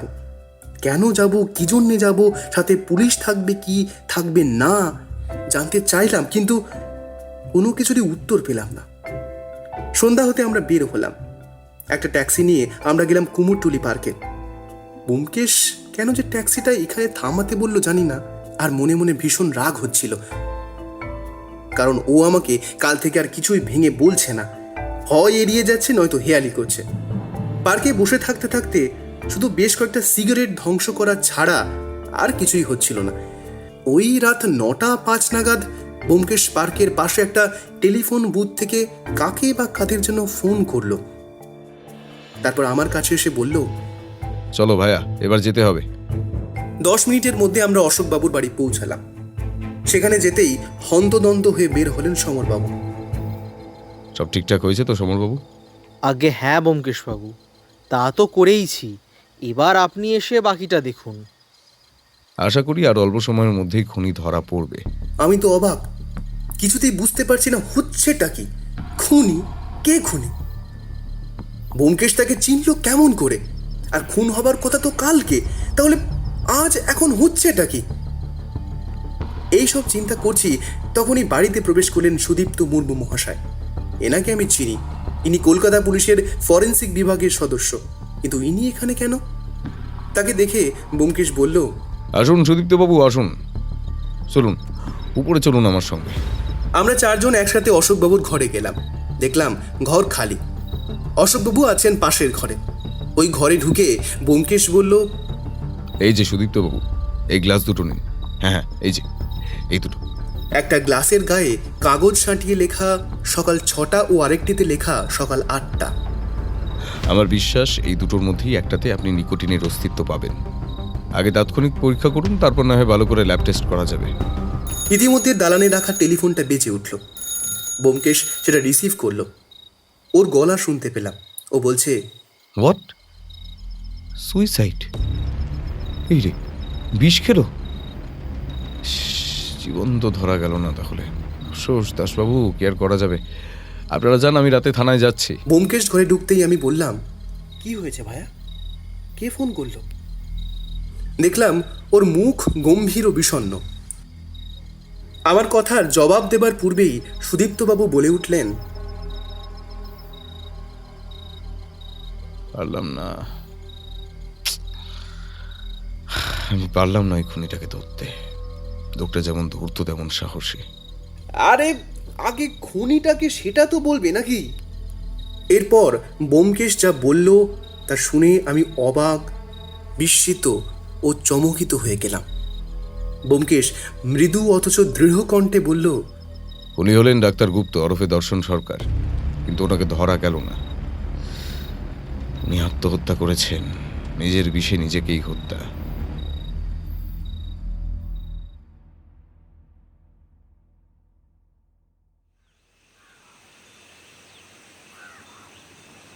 পরদিন অর্থাৎ 4 তারিখ সকাল 10টা আমরা একত্রিত হয়েছি অশোকবাবুর বাড়িতে।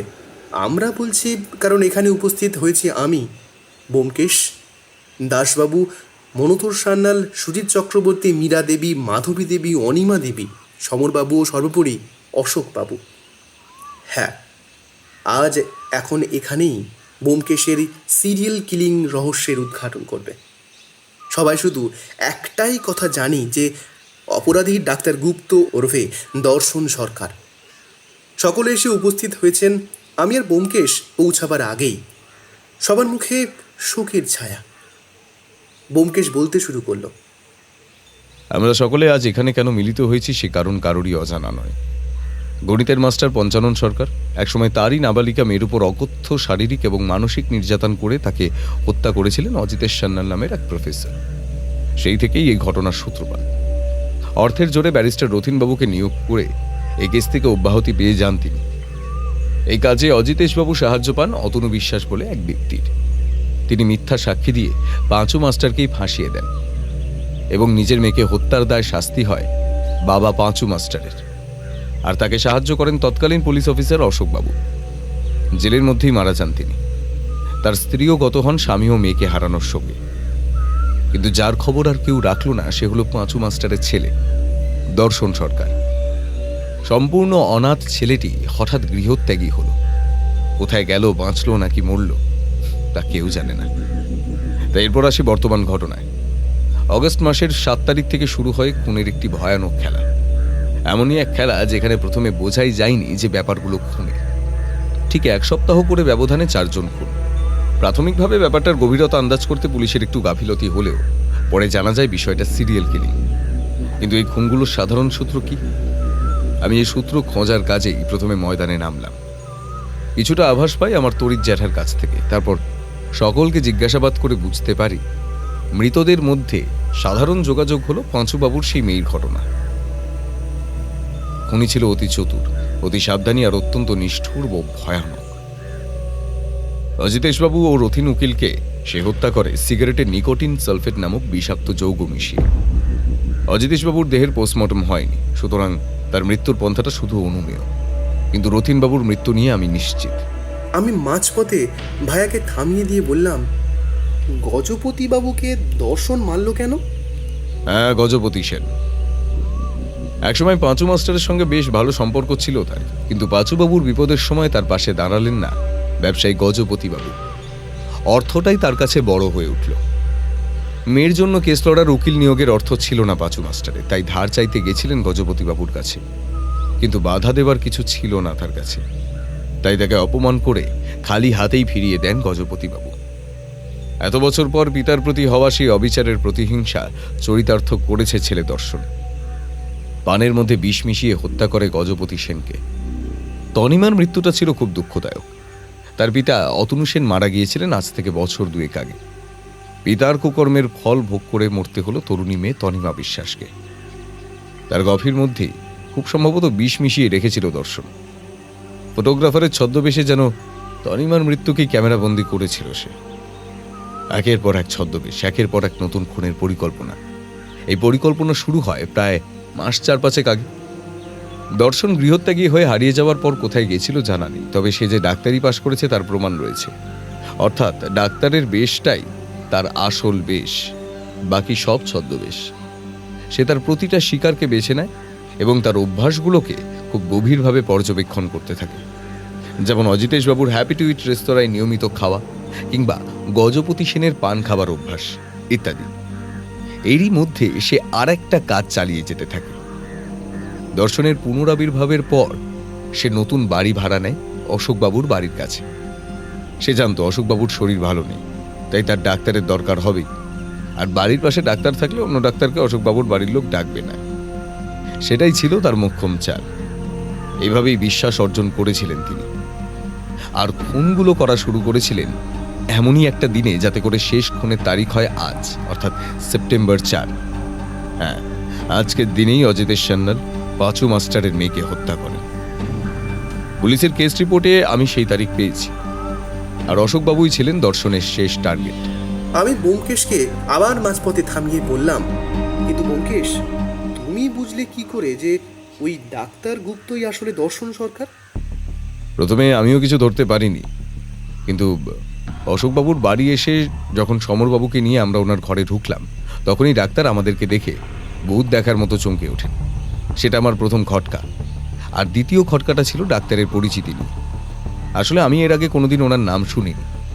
মাস 4 শিয়ালদার দিকে চেম্বার করলেও কোনো না কোনো সময় তার নাম উঠে আসতই। দাসবাবুকে খোঁজ নিতে বলি। দাসবাবু জানান অনেক খুঁজেও ওরকম কোনো ডাক্তারের অস্তিত্ব তারা জানতে পারেননি। কিন্তু আমি নিজেও খোঁজ নিয়েছিলাম, আমিও কিছু পাইনি। আমার তৃতীয় খটকা ছিল হাতের লেখা। সেটাই আমাকে একরকম নিশ্চিত করে দেয় যে খুনি আসলে ডাক্তার গুপ্তই। অশোকবাবুর ওষুধের নাম এবং তার খাবার সময় লিখে দিয়ে যেতেন তিনি। সেখানকার হাতের লেখার সঙ্গে থানায় যে চিঠিগুলো খুনের আগে পাওয়া যেত সেগুলোর মিলন, তাই সন্দেহ দৃঢ় হলো। সমরবাবু ও চাকর সীতানাথকে বলে দিই যে ডাক্তারের দেওয়া কোনো ওষুধ আর ওনার বাবা অশোককে না খাওয়াতে। রাত 9টায় ফেরার আগে ডাক্তার 3টে ওষুধ লিখে যেতেন। একটা রাতে 11টায় খাওয়ার কথা, আর বাকি দুটো যথাক্রমে সকাল 6টা ও সকাল 8টায় খাওয়ার কথা। আমি নিশ্চিত ছিলাম যে ওষুধে বিষ দিয়েই অশোকবাবুকে হত্যা করবে ডাক্তার। তাই গতকাল রাতে ডাক্তার চলে যাওয়ার পরে আমি ফরেন্সিক দল নিয়ে ওষুধের গ্লাসগুলো পরীক্ষা করতেই তাতে ফল হয়, বিষের অস্তিত্ব মিলেছে তাতে। আমি প্রথম দিন এসে ডাক্তারকে এমনটাই বোঝানোর চেষ্টা করেছিলাম যে তাকে আমরা কোনোভাবেই সন্দেহ করি না, আর তার অবাধ প্রবেশ থাকবেই বাড়িতে রোগীকে দেখার জন্য। এটা আমার ফাঁদ ছিল। ডাক্তার ভাবতেই পারিনি যে পুলিশ তাকে ফলো করবে এই বাড়ি থেকে উনি বের হওয়ার পরে। দুর্ভাগ্যজনকভাবে পুলিশের হাতে গ্রেফতার হবার আগেই নিকোটিন সালফেটকে উনি আত্মহত্যা করেন। অশোকবাবুকে বাঁচাতে পারলেও খুনিকে আমি ধরতে পারলাম না। যদিও আমার বিচারে দর্শন খুনি, কিন্তু আমি তাকে দোষ দিতে পারি না। ছোটবেলায় তার উপর দিয়ে যে ঝড় বয়ে গেছে তা ভেবে আমারও গা শিউরে উঠেছিল। মৃত সকলের সঙ্গে অপরাধ করেছেন শুধু তনিমাকে ছাড়া। আমার কাজ এখানেই শেষ। চলো এবার আমরা উঠি। সকলকে নমস্কার জানিয়ে আমরা বিদায় নিলাম। দেখলাম সকলের মুখ থমথমে। দাসবাবু আমাকে আর ব্যোমকেশকে বাড়িতে নামিয়ে দিলেন। এই কেসটা অন্য কেসগুলোর থেকে বেশ কিছুটা আলাদা ছিল। যদিও অপরাধীকে ব্যোমকেশ চিহ্নিত করতে পেরেছে, কিন্তু তবুও হাতে নাতে তাকে ধরতে পারেনি। তাই তার আফসোস। লেখক হয়ে তাই তো বলি, জীবন কখনো আমাদের লেখা মনমর্জি স্ক্রিপ্টে চলে না। তার প্লট টুইস্টই মানুষকে নতুন অভিজ্ঞতার সন্ধান দেয়, সেটা ভালো হোক বা মন্দ।